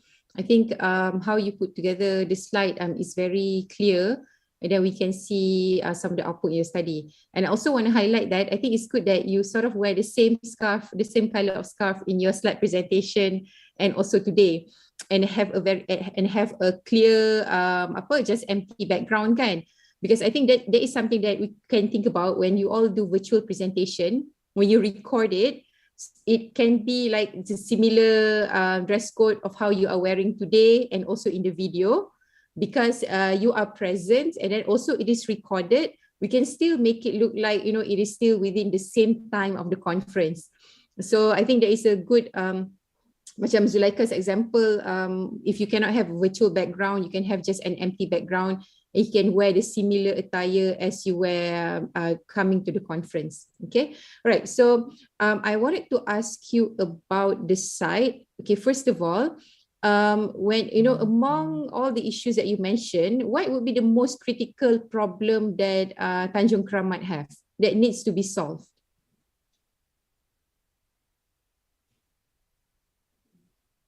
I think the most critical issue that need to be solved is the identity of the heritage itself, and because most people they are not acknowledged to the image of the Kampung Tanjung Keramat as the heritage site, because as I go to the site, I can see that there is no maintenance at the site, and the place full with only the bushes. The place already been the image of the heritage has been apa yang cakap dia berkurang. Okay, the site of Tanjung Keramat is near to Bukit Melawati, but it's not on the Bukit Melawati, kan? No. It's on the coastal area, is it? Yes, it's near to the coastal area and the river area. Okay, all right. So you have the images. I think it's good that you showed all the key attractions near Tanjung Keramat. That it will be helpful for you to actually put that on the map so that we can see how that relates when later on in your results you show about the accessibility, about the site. Because for a tourism site to become successful, sometimes they also rely on the nearby attraction, so that when people go to Bukit Melawati, they know that there also an attraction nearby the area. And when they go to Kuala Selangor, they know that they can also visit Tanjung Keramat as another new attraction. Okay, so the next question, how would Tanjung Keramat be different than the existing attraction in Kuala Selangor? I think the most interesting part in the Kota Tanjung Keramat is that they have a nice and interesting water body, which is the Tasik Shima. And people has been go to that for fishing, and it has potential to be as a water recreation, and it also near to the mangrove forest where the habitat of fireflies exist there. Okay, so in Kuala Selangor, actually, it's very well known for its rivers, kan, fireflies and the kampung and also the coastal area, but not a lot of lake, kan, sebenarnya in Kuala Selangor. No, except for Tasik Shima. Yes, they are. Okay, so yeah, so I think you can look into how to position the lake as an attraction, because it gives a different types of water body in Kuala Selangor as a whole.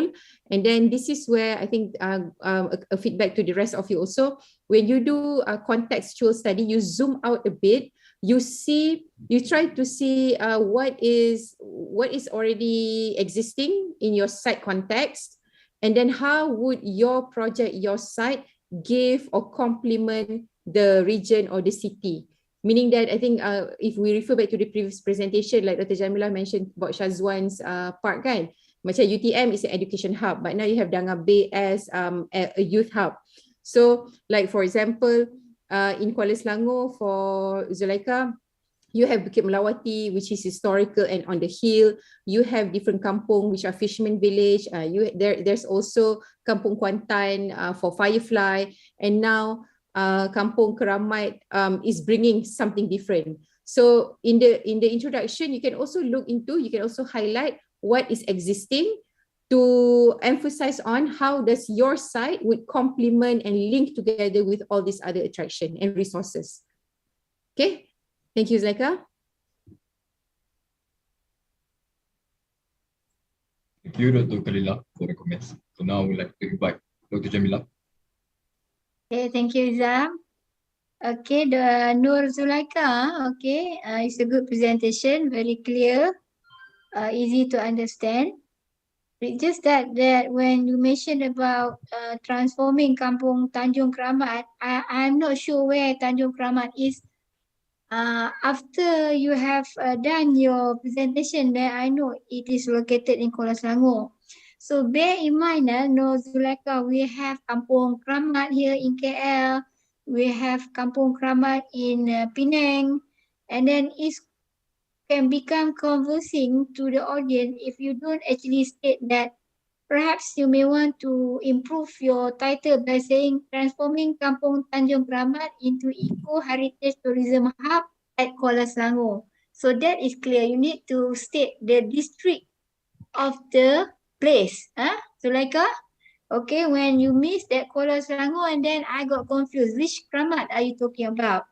Okay, this is I think good study on the concept of sustainable tourism when you do your literature review. Well understood. From the study, you actually mold it nicely, you strategize, and then you come out with your solution. Okay, and then you have your darab, okay, as a precedent study. Okay, I mentioned to Nur Amira earlier. I asked Amira to have a look at Hobart, Tasmania. I told her perhaps you can use Hobart as your president. So when come to your presentation, I would like to highlight to every student here in the link. Okay, for those presenter, when I mentioned about president study, that one was actually clarified by Nur Zulaika in her work. He took Darab, Himalaya as a precedent study.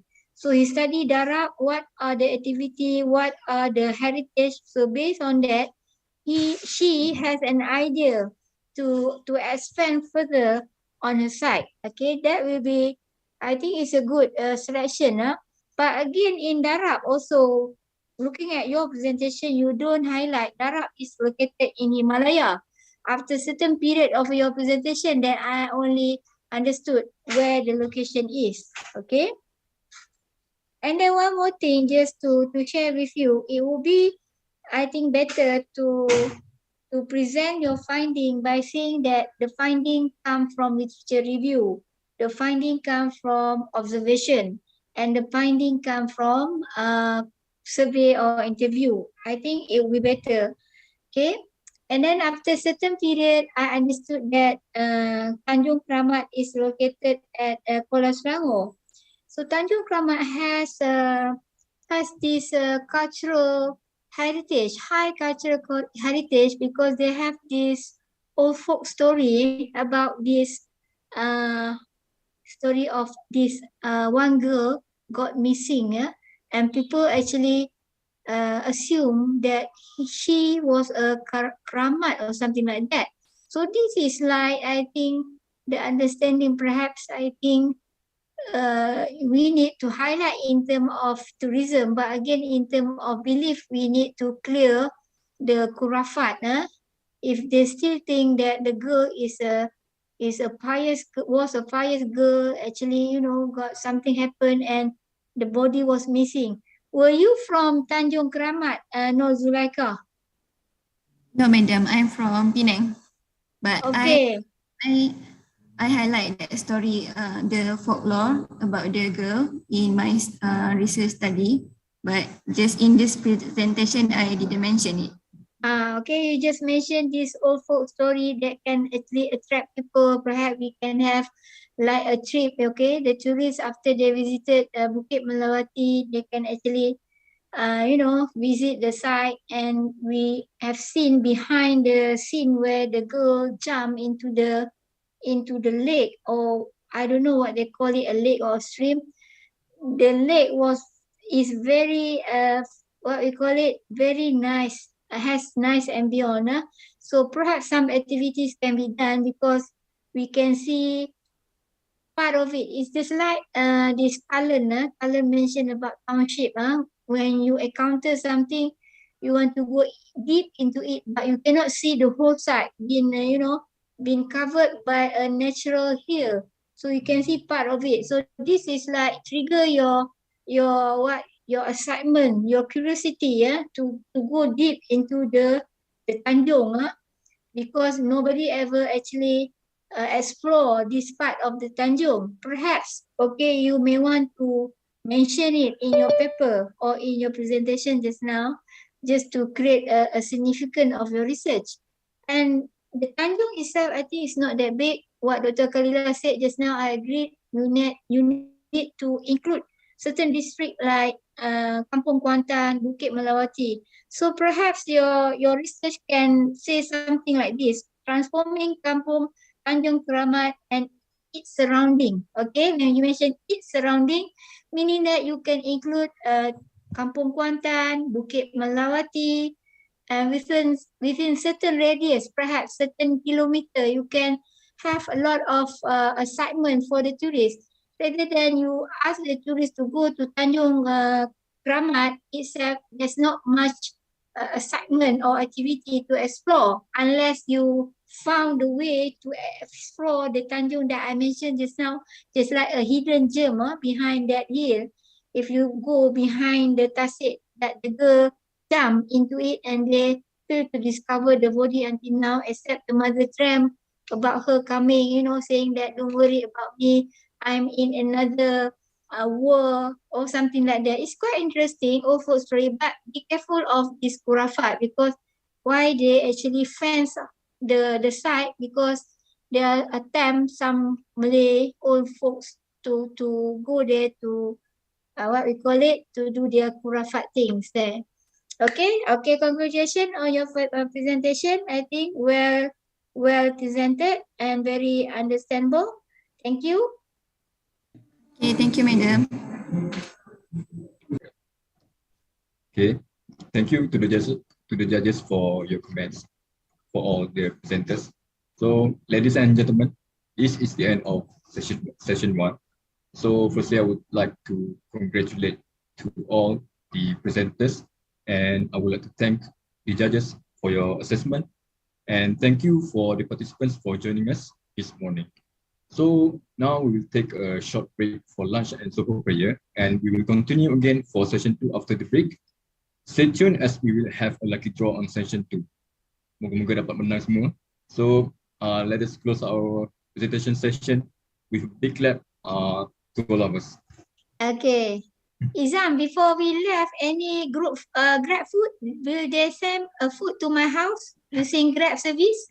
I don't know, maybe Madam can ask that Adai. Because they said enjoy your coffee, enjoy your lunch. Where is my coffee? Where is my lunch? So they need to send a person to send to my house. I'm hungry now. Sokong. Congrats everyone, well done. Congratulations, well done. See you guys. Hope one of you guys will win the what we call it, the presentation. Share hamper dengan kami dua orang. Penat bercakap ni, kering kengkung. Share.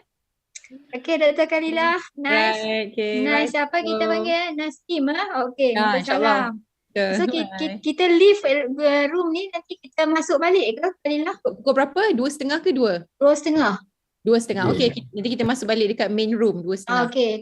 Alright. Okay, thank you everyone. Madam Jamila. Untuk assessment tu, Madam pakai kertas ke? Ataupun online? Online, Google kan? Ada yang Dr. Putri dah share. Sebab PIC kata masih belum dapat daripada Madam lagi. So nanti. Oh, I nak buat sekarang lah sebab I kena okay. memerlukan keadaan yang tenang. Grab food kena hantar. Baru I boleh buat dah ni tak hantar food macam mana I nak buat. Okay cuba cakap dengan orang. Okay, Madam. Cuba try hantar Okay. Thank you Okay, bye. Thank you, Madam. Okay, sama.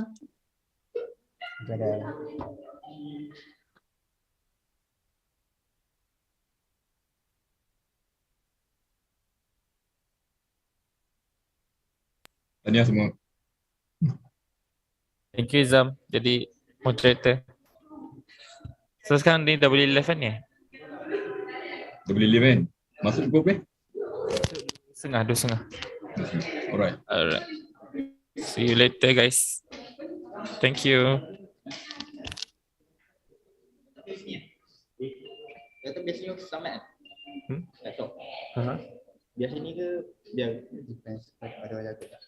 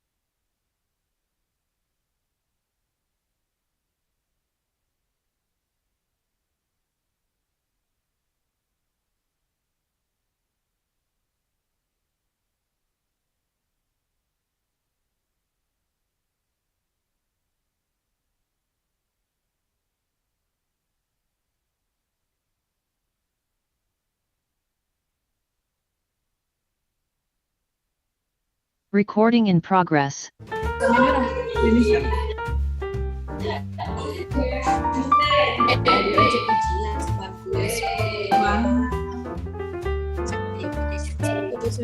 Tapi tanya-tanya kat soalan dia macam soalan tak kenal lah. Takut. Kita jawab. Hanya pasal saya sendiri je pun kan.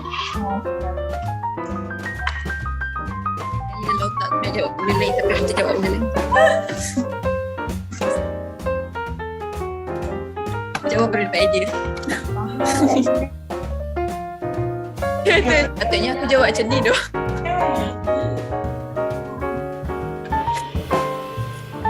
Mak, tak muat, tak cukup tangan, tak pegang air. Thank you. Budak siapa pula tinggal dia tu? Budak kau ke? Budak kau ke?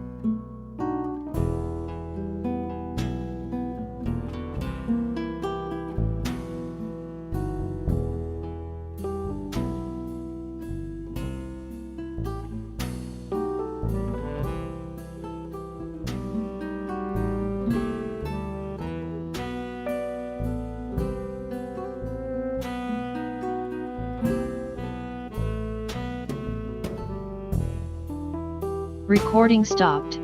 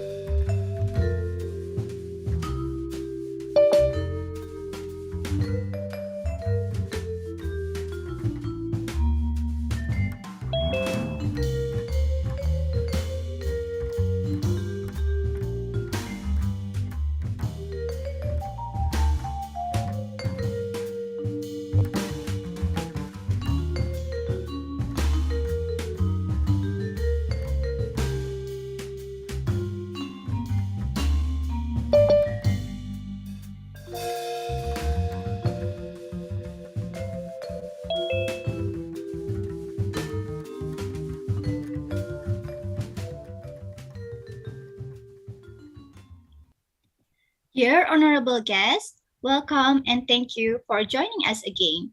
We shall wait a few more minutes for the guest arrival. In the meantime, you can get yourself ready by switching on your camera, finding a perfect spot with good lighting so we can see all the beautiful faces here. Our ceremony will begin shortly, inshallah.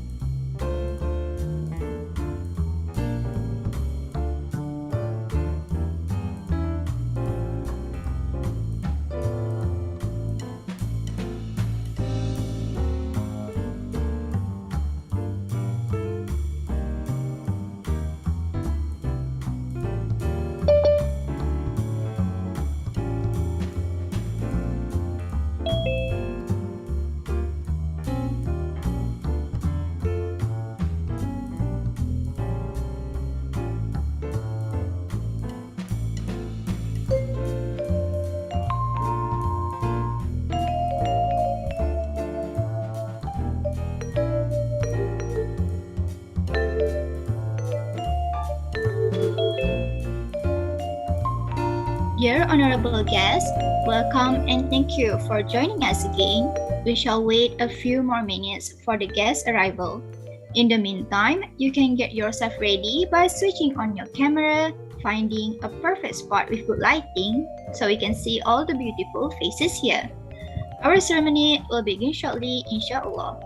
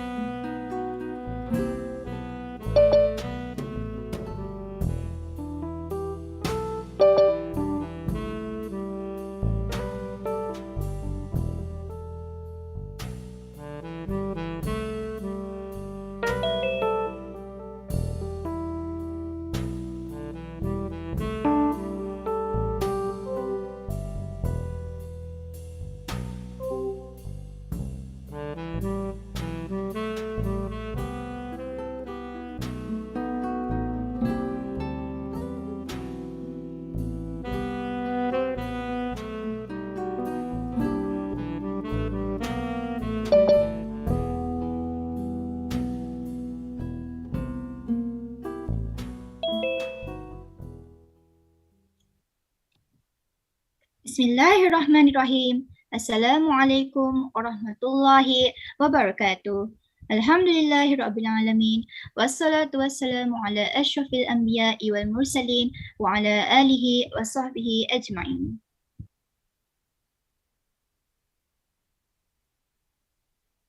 Ladies and gentlemen, thank you for joining us again for the evening session of the UMRAN 2021 Landscape Seminar. I hope you all have had your lunch and are excited because this evening we will have an award and prize giving ceremony. Also, we will announce the winner of the doodle competition. There will also be a lucky draw session for this evening, so stay tuned.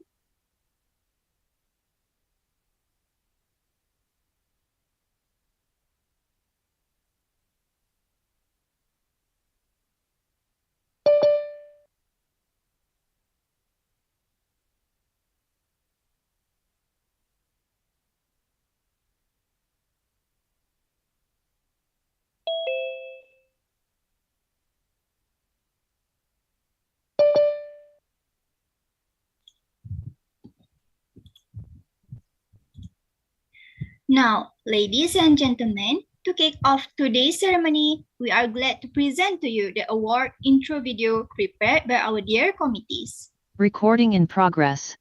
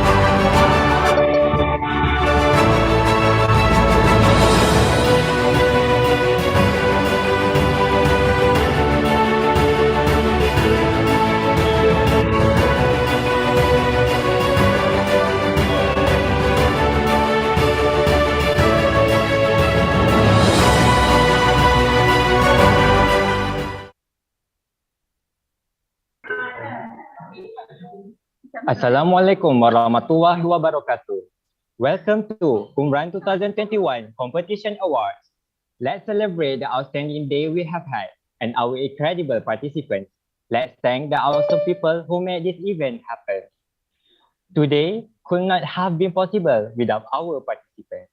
Please give a big round of applause to all the UMRAN 2021 participants who have given their time, effort, dedication, and so much more to champion the competition and make this program a success. Before we hand out our awards, we would like to pick 5 lucky persons as the winner for the lucky draw. We have 15 winners altogether. The remaining winners will be announced alternately with other competition awards. For the winners, please raise your hand immediately once your name is called. If not, we will skip and pick another name. Now, let's spin the wheel.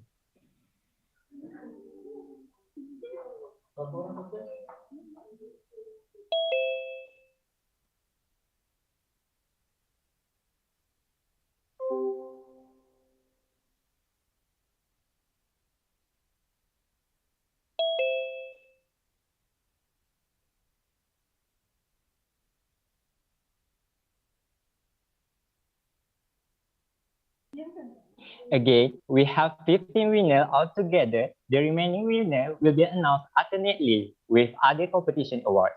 For the winners, please raise your hand immediately once your name is called. If not, we will skip and pick another name. Now, let's spin the wheel.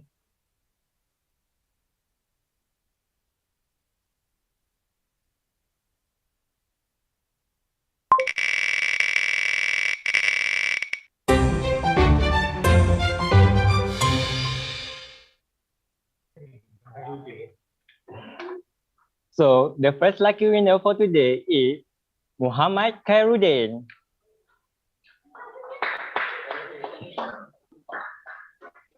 Muhammad Khairuddin won.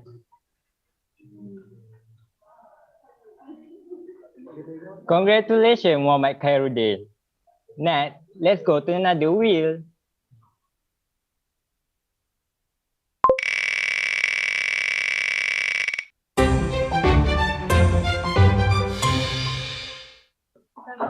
The second winner for today is Izzati Zamri.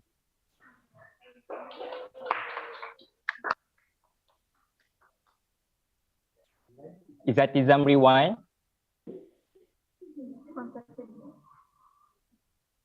Izzati Zamri 2. Izzati Zamri 3.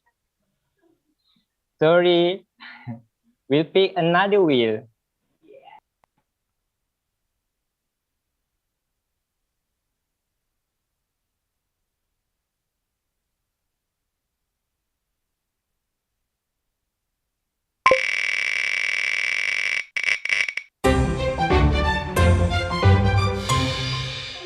Congratulations to Fahana Haniza.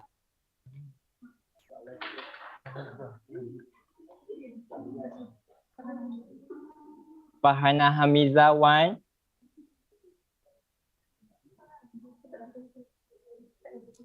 Our first year student ni. Yes, our first year student. Fahana Hamiza from first year student.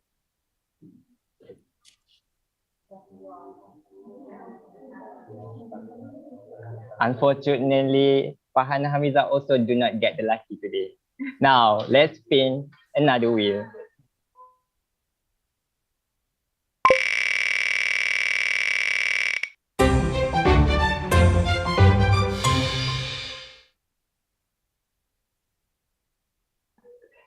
Congratulations to Nur Izzah binti Muhammad Asri.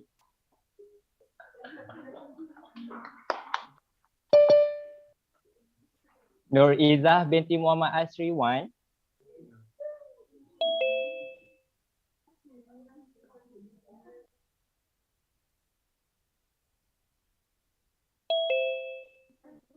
Nur Izzah binti Muhammad Asri 2.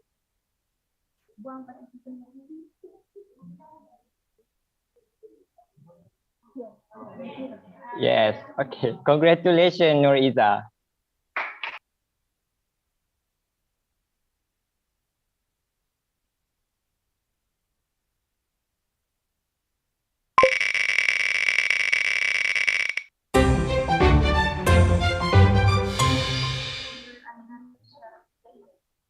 I would like to call Nur Ain Natasha binti Sabarudin from third year.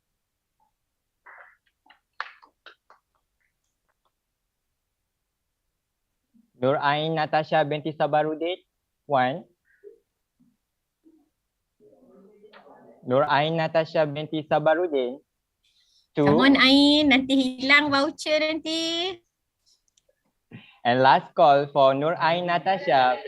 Ada. Congratulations. Now let's proceed to another wheel.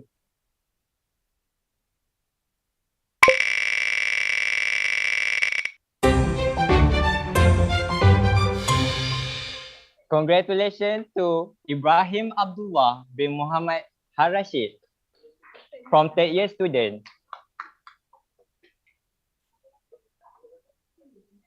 Ibrahim Abdullah 2. Ibrahim Abdullah 1.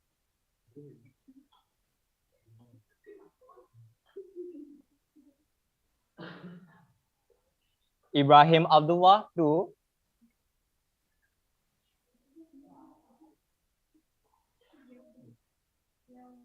Unfortunately, Ibrahim Abdullah also lose his lucky. Now let's proceed to another wheel.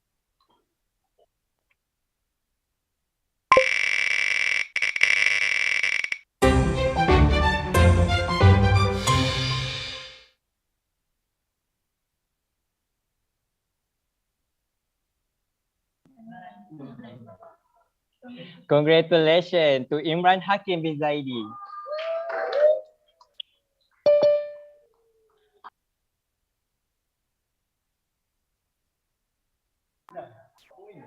Imran Hakim bin Zaidi 1.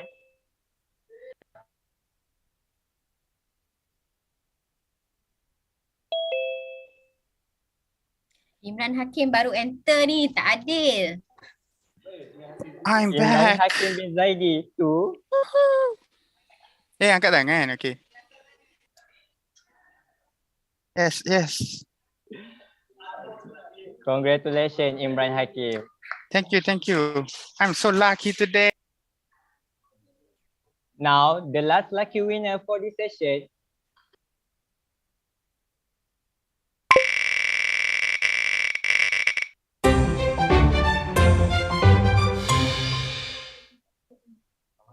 I would like to call Nur Kariyah binti Azhar from second year.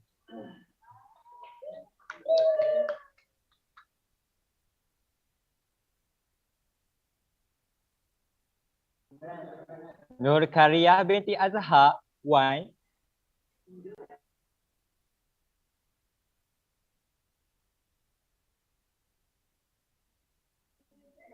Nur Kariyah binti Azhar 2.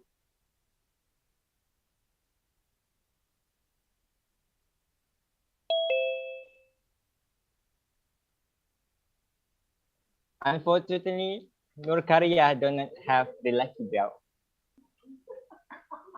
So we move to another wheel.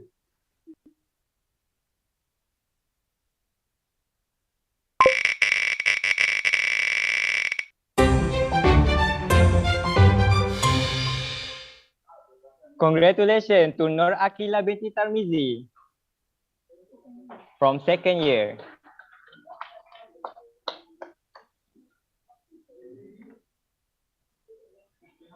Nur Akila binti Tarmizi 1.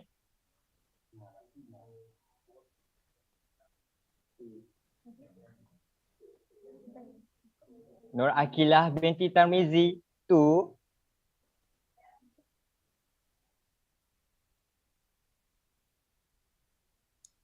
Come on, Akila, your loss is our gain.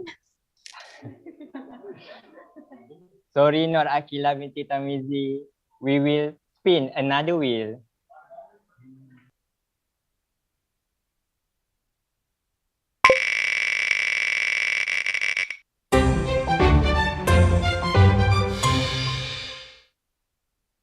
Congratulations to Alif Haikal bin Wahab from second year.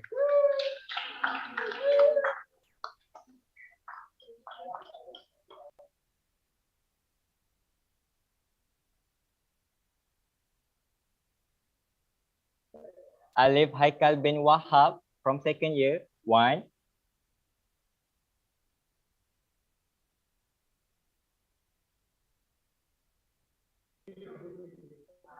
Alif Haikal bin Wahab from second year 2.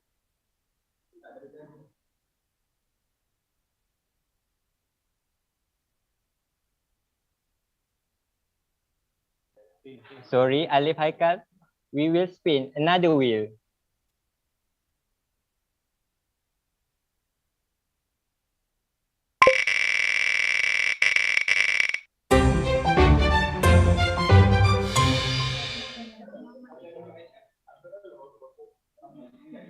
Congratulations to Haja Nurul Aisyah binti Mokhtaruddin.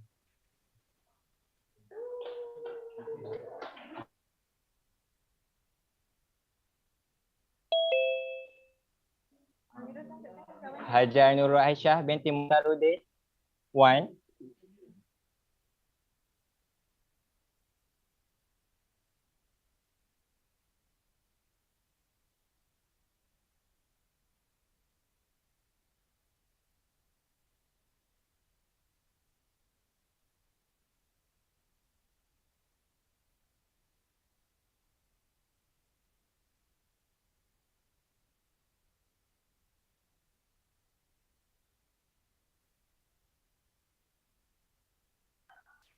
Haja Nurul Aisyah, are you there?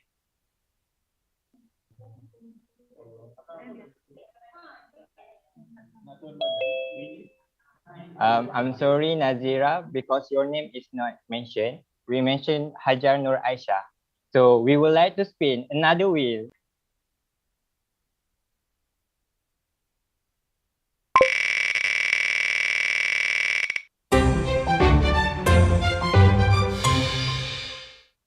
Congratulations to Adam Ashraf bin Sufyan from first year.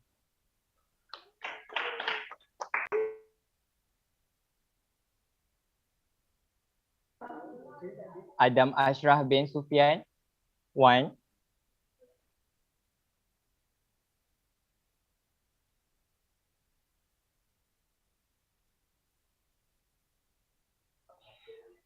Adam Ashraf bin Muhammad Sufyan, 2.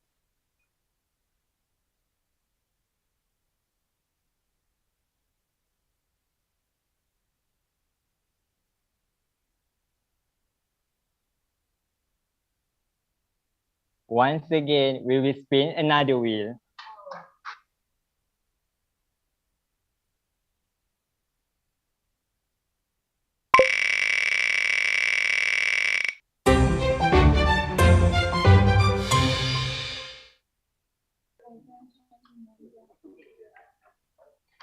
Congratulations to Aida Shazwina binti Ahmad Shahrom from second year.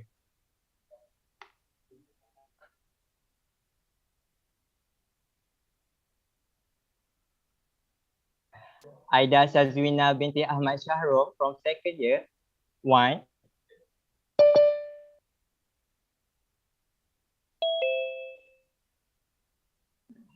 Aida Shazwina binti Ahmad Shahrom from second year, 2.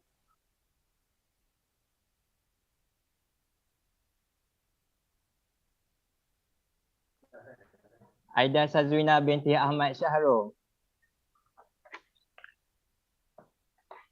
Once again, we will spin another wheel.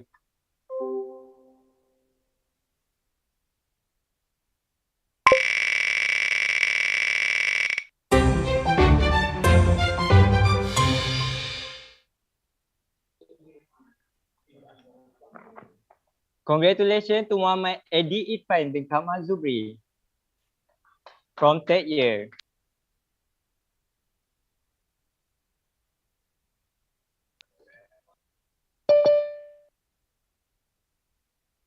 Finally, congratulations Edi Irfan. As a reminder, for all the lucky draw winners, the prize will be given through registered email. Next, we move to UMRAN 2021 Landscape Seminar Mini Competition. But before we announce the result, we would like to acknowledge the importance of the judges and assessors who came by and adjudicated with wisdom to pick the winner for UMRAN's competition. Without their commitment and wise decision, we will not get the winners for UMRAN's competition. Again, thank you to all of them.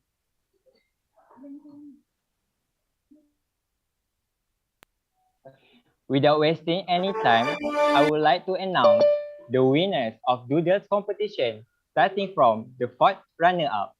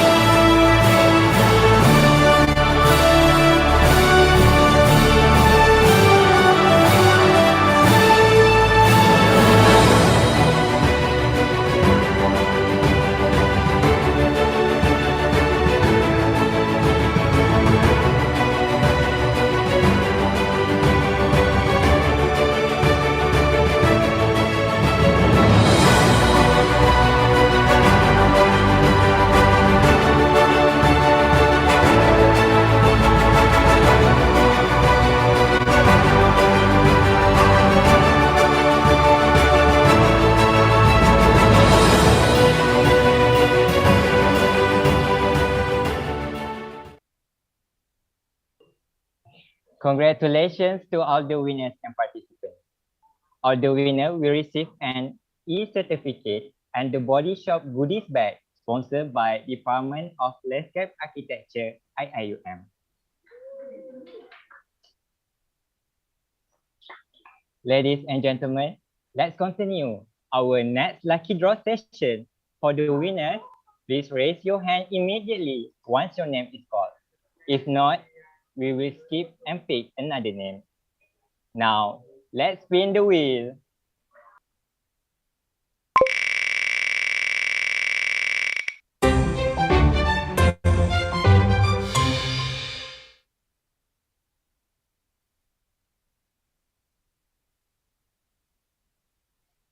So the sixth lucky winner for today is Syuhada Rahman.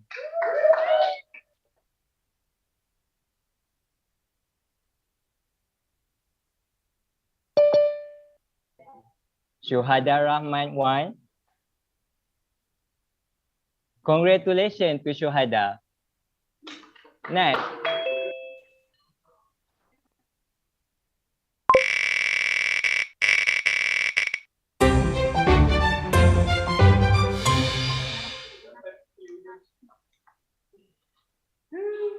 The seventh winner for today is Abdul Nakiuddin bin Azman from first year.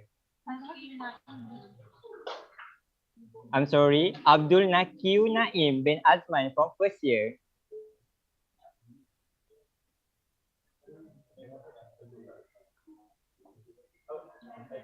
Abdul Nakiu Naim bin Azman 1.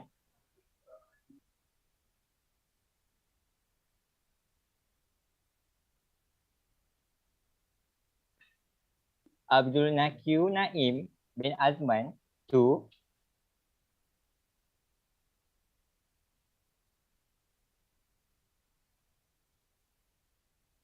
Sorry, we will continue to our next wheel.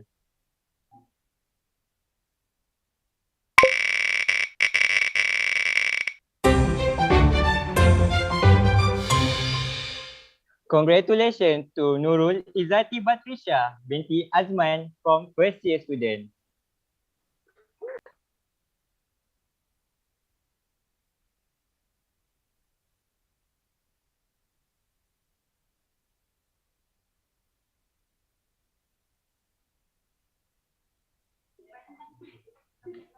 Nurul Izzati Batrisha binti Azman from first year student 1.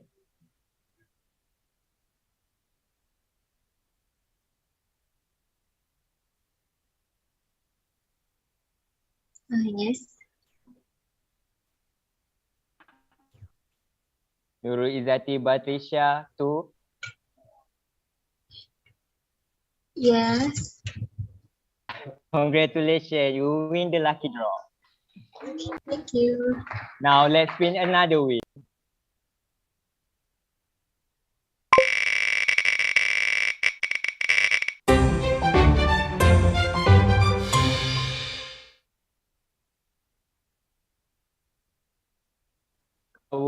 What?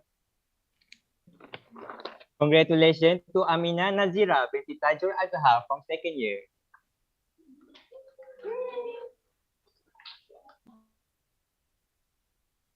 Congratulations to Amina Nazira. Now let's spin another wheel.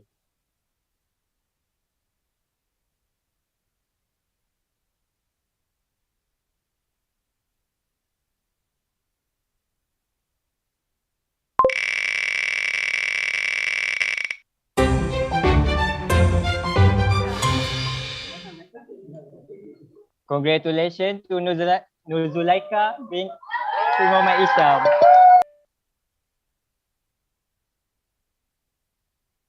For the lucky draw winners, as a reminder, please raise your hand.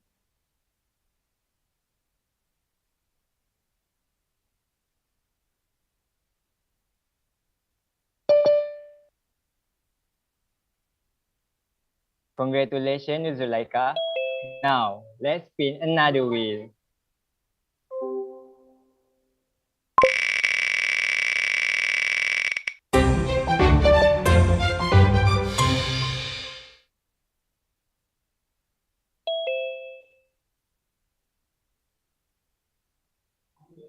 Congratulations to Amina Rashada binti Azmi from second year student.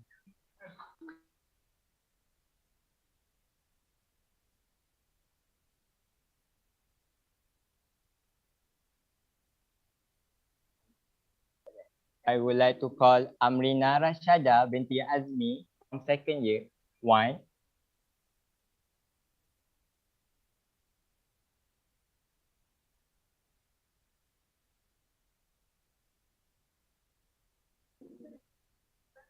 Amrina Rashada binti Azmi. 2.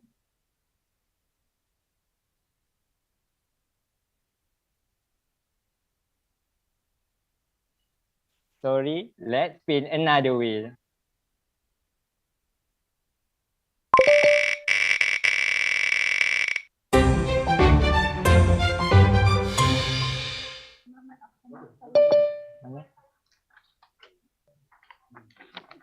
Congratulations to Muhammad Akmal bin Salehuddin.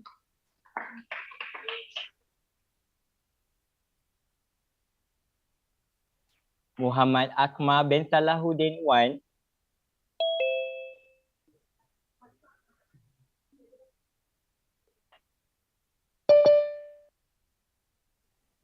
Muhammad Akmal bin Salehuddin 2.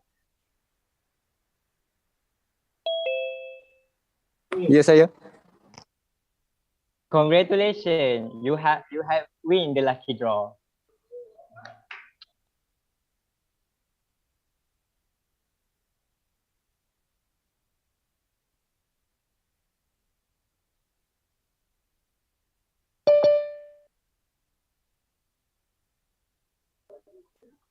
For all the lucky winner for today's lucky draw session, the prize will be given through registered email. Now we are glad to present to you the main event for the UMRAN Competition Award to the winners. Ladies and gentlemen, please welcome.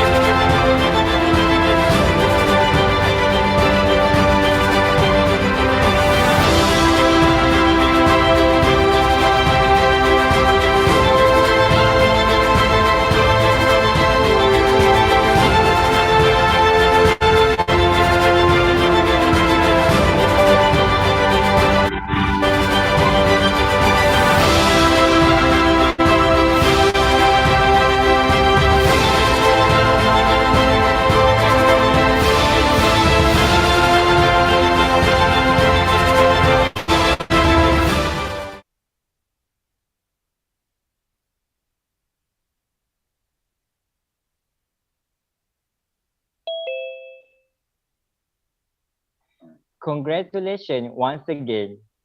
Now, we would like to call upon Brother Amir Zakwan as the winner of Platinum Award IIUM undergraduate category to give a speech.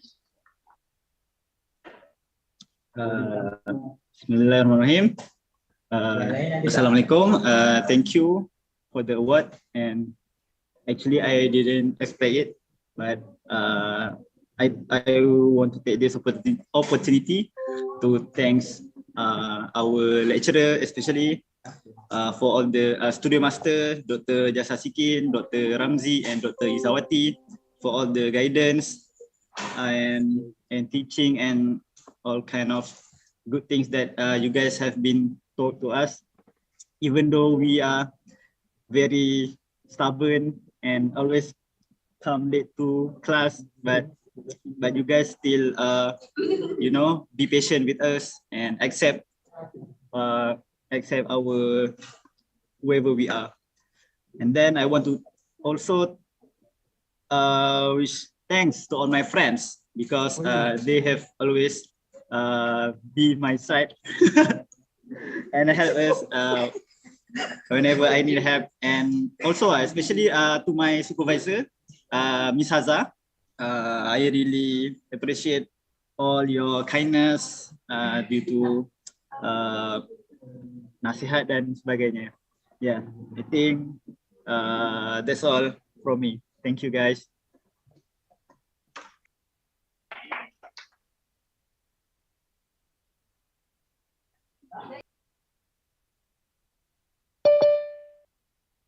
Thank you, Brother Ame. Congratulations to all the winners and participants one more time for their excellent performance. If you would like to find out more about the participants' work in this competition, UMRAN 2021 produced a special documentary that can be viewed on our official website of UMRAN 2021. Now, we are confident that all of you cannot wait to win a dazzling prize this evening for our last lucky draw session. Let's spin the wheel.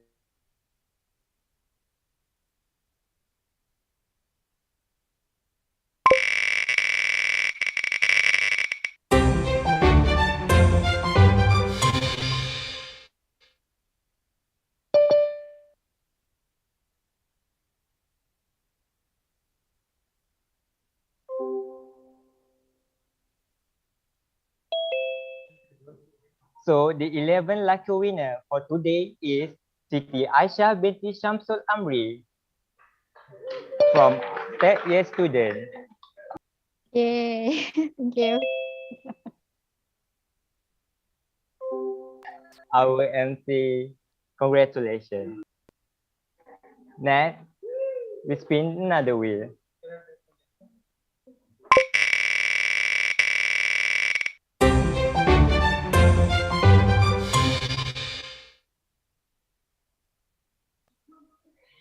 I would like to call Farhana Hamiza from first year student.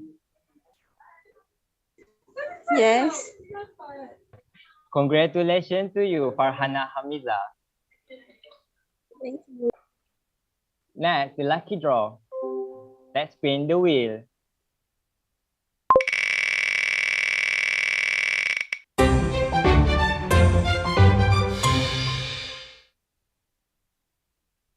Congratulations to Fitri Masuri from the third year student.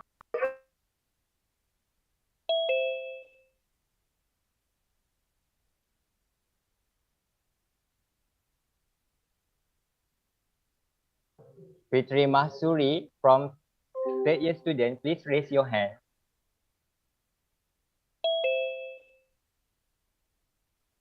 Fitri Masuri, 1.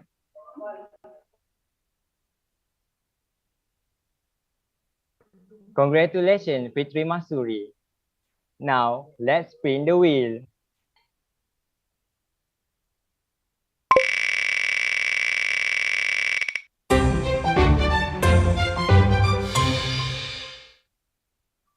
Congratulations to Muhammad Anif bin Kamaruddin from third year student.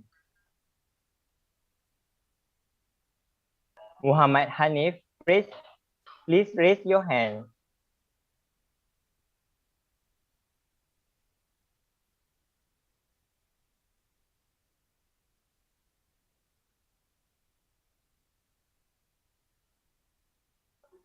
Muhammad Hanif, one.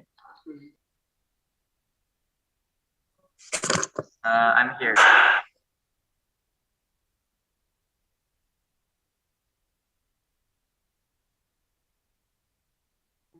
Congratulations to Muhammad Hanif.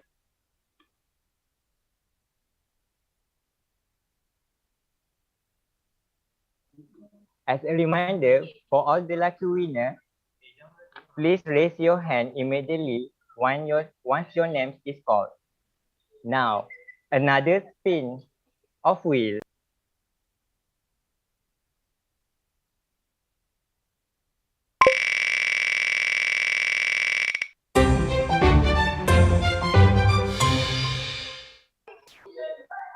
Congratulations to Bibi Nurjana.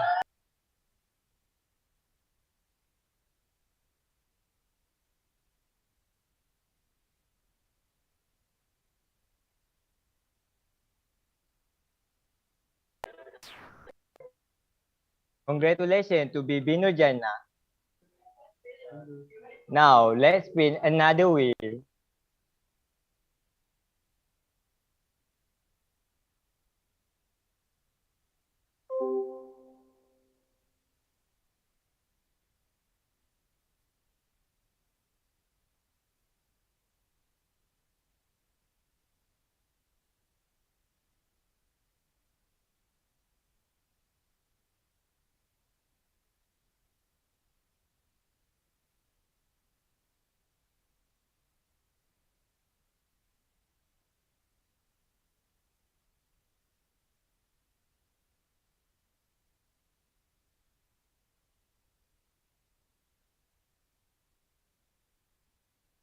Congrats to all the lucky draw.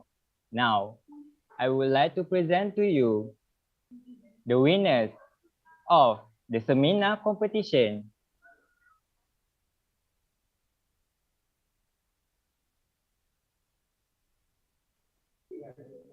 Bronze award goes to Bibi Nurjana binti Hashim, Nur Syahada binti Abdul Rahman, Rabiatul Adawiyah binti Rosli, and last Amir Zakwan binti Muhammad Zarawi.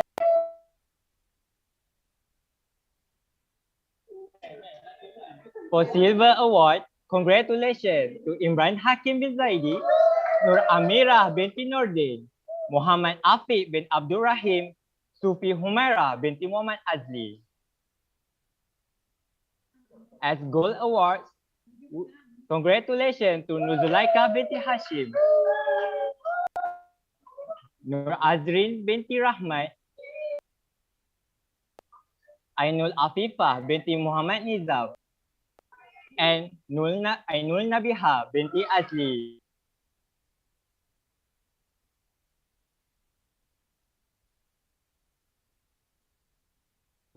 Congratulations to all the winners and participants one more time for their excellent performance.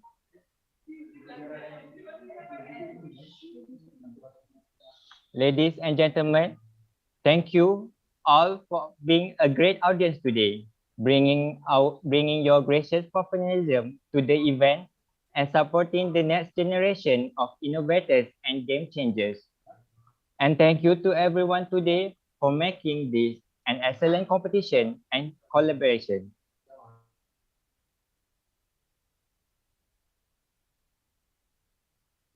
I pass the screen to the MC. Thank you to Brother Firdaus Kosri for the award prize giving ceremony just now, and also to all of the honorable guests. Also, let's congratulate all the winners and participants one more time for their endless cooperation and excellent jobs by giving them a big round of applause.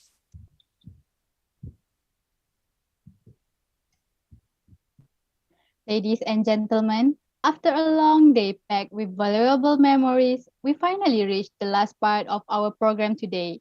Without further ado, I would like to invite our Honorable Dean of Kuliah of Architecture and Environmental Design, Professor A.R. Dr. Abdul Razak Sapian, to deliver his closing speech. Please welcome. Bismillahirrahmanirrahim. Alhamdulillahi Rabbil Alamin. Wassalatu wassalamu ala ashrafil anbiya wal mursalin. Sayyidina Muhammadin wa ala alihi wa sahbihi ajma'in. Rabbi shrah li sadri wa yassir li amri. Wahlul uddatan min isani ya qawli. Thank you very much to the Master of Ceremony. Assalamualaikum warahmatullahi wabarakatuh. And a very good evening to the Head of Department of Landscape Architecture, Coordinator of UMRAN 2021, lecturers, committee members, and participants. Ladies and gentlemen, UMRAN 2021 is the highlight of two subjects for the final year student from the Department of Landscape Architecture, which is the Design Thesis Research and Landscape Seminar. These two courses require students to present the finding of their part 1 of the design thesis work in semester 1.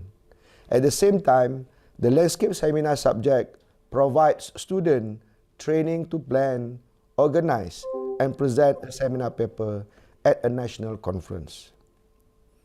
Since 2008, UMRAN aimed at promulgating the needs and importance of a sustainable built environment according to various themes set at each year.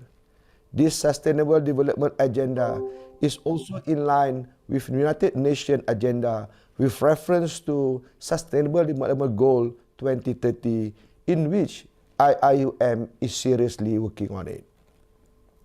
Ladies and gentlemen, I was informed that this year the main themes of UMRAN 2021 is Restart, Establishing Sustainable Legacy, with 5 sub-themes as follows: implementation of smart features in outdoor spaces, integration of modern ecological solutions, eco-friendly approach through preservation and conservation, promoting nature treasures and sustainability, and cultural qualities, safeguarding and connectivity. Ladies and gentlemen, as the Dean of CAED, I would like to congratulate the final year students from the Department of Landscape Architecture, Kuliah of Architecture and Environmental Design, International Islamic University Malaysia, for organizing this event. They have worked tireless to succeed in this National Landscape Seminar, and we can see the hard work and efforts they have put in today. I would like to congratulate also all the participants who joined the research poster competition of UMRAN 2021. I heard the organizer received many participation from outside IIUM. Thank you for joining this event and managed to submit the research poster within a short period of time. My deepest appreciations also goes to the subject coordinators, studio masters, and supervisors for their guidance throughout the semester. Based on the presentation this morning, there are many exciting studies related to sustainability in built environment fields. In the following semester, which is semester 2, 2021 and 2022, these students will continue their works in the design thesis phase. On that note, I wish all the best in continuing your part 2 of the design thesis project. Ladies and gentlemen, without further ado, in the name of Allah Subhanahu wa Ta'ala and with lafaz Bismillahirrahmanirrahim, I now declare UMRAN 2021 National Landscape Architecture Seminar is officially closed. May Allah Subhanahu wa Ta'ala give us barakah and huge benefit from this meaningful event. Thank you. Assalamualaikum warahmatullahi wabarakatuh. Waalaikumsalam warahmatullahi wabarakatuh. Thank you so much for the wonderful closing speech. For the last time, please give a big round of applause to Professor A.R. Dr. Abdul Razak Sapian, our Dean of CAED. Now, ladies and gentlemen, to keep our memories alive, let us have some snaps of our moment through this virtual photography session. Everyone is advised to turn on the camera, find a good spot, and put on your most beautiful smile for us to capture. Thank you.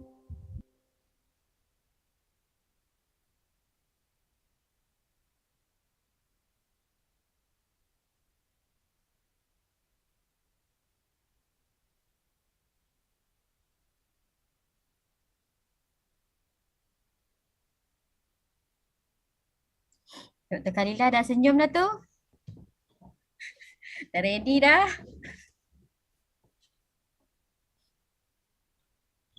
Okay, so now seems like everyone's ready. In the count of 3, the admin will take our pictures. So get ready, everyone. 1, 2, 3. Smile. Okay, again, in the count of 3, remember to wear your best smile and grin. You may pose whatever you want. Okay, 1, 2, 3. Smile. Another one last time in case everyone's not ready. 1, 2,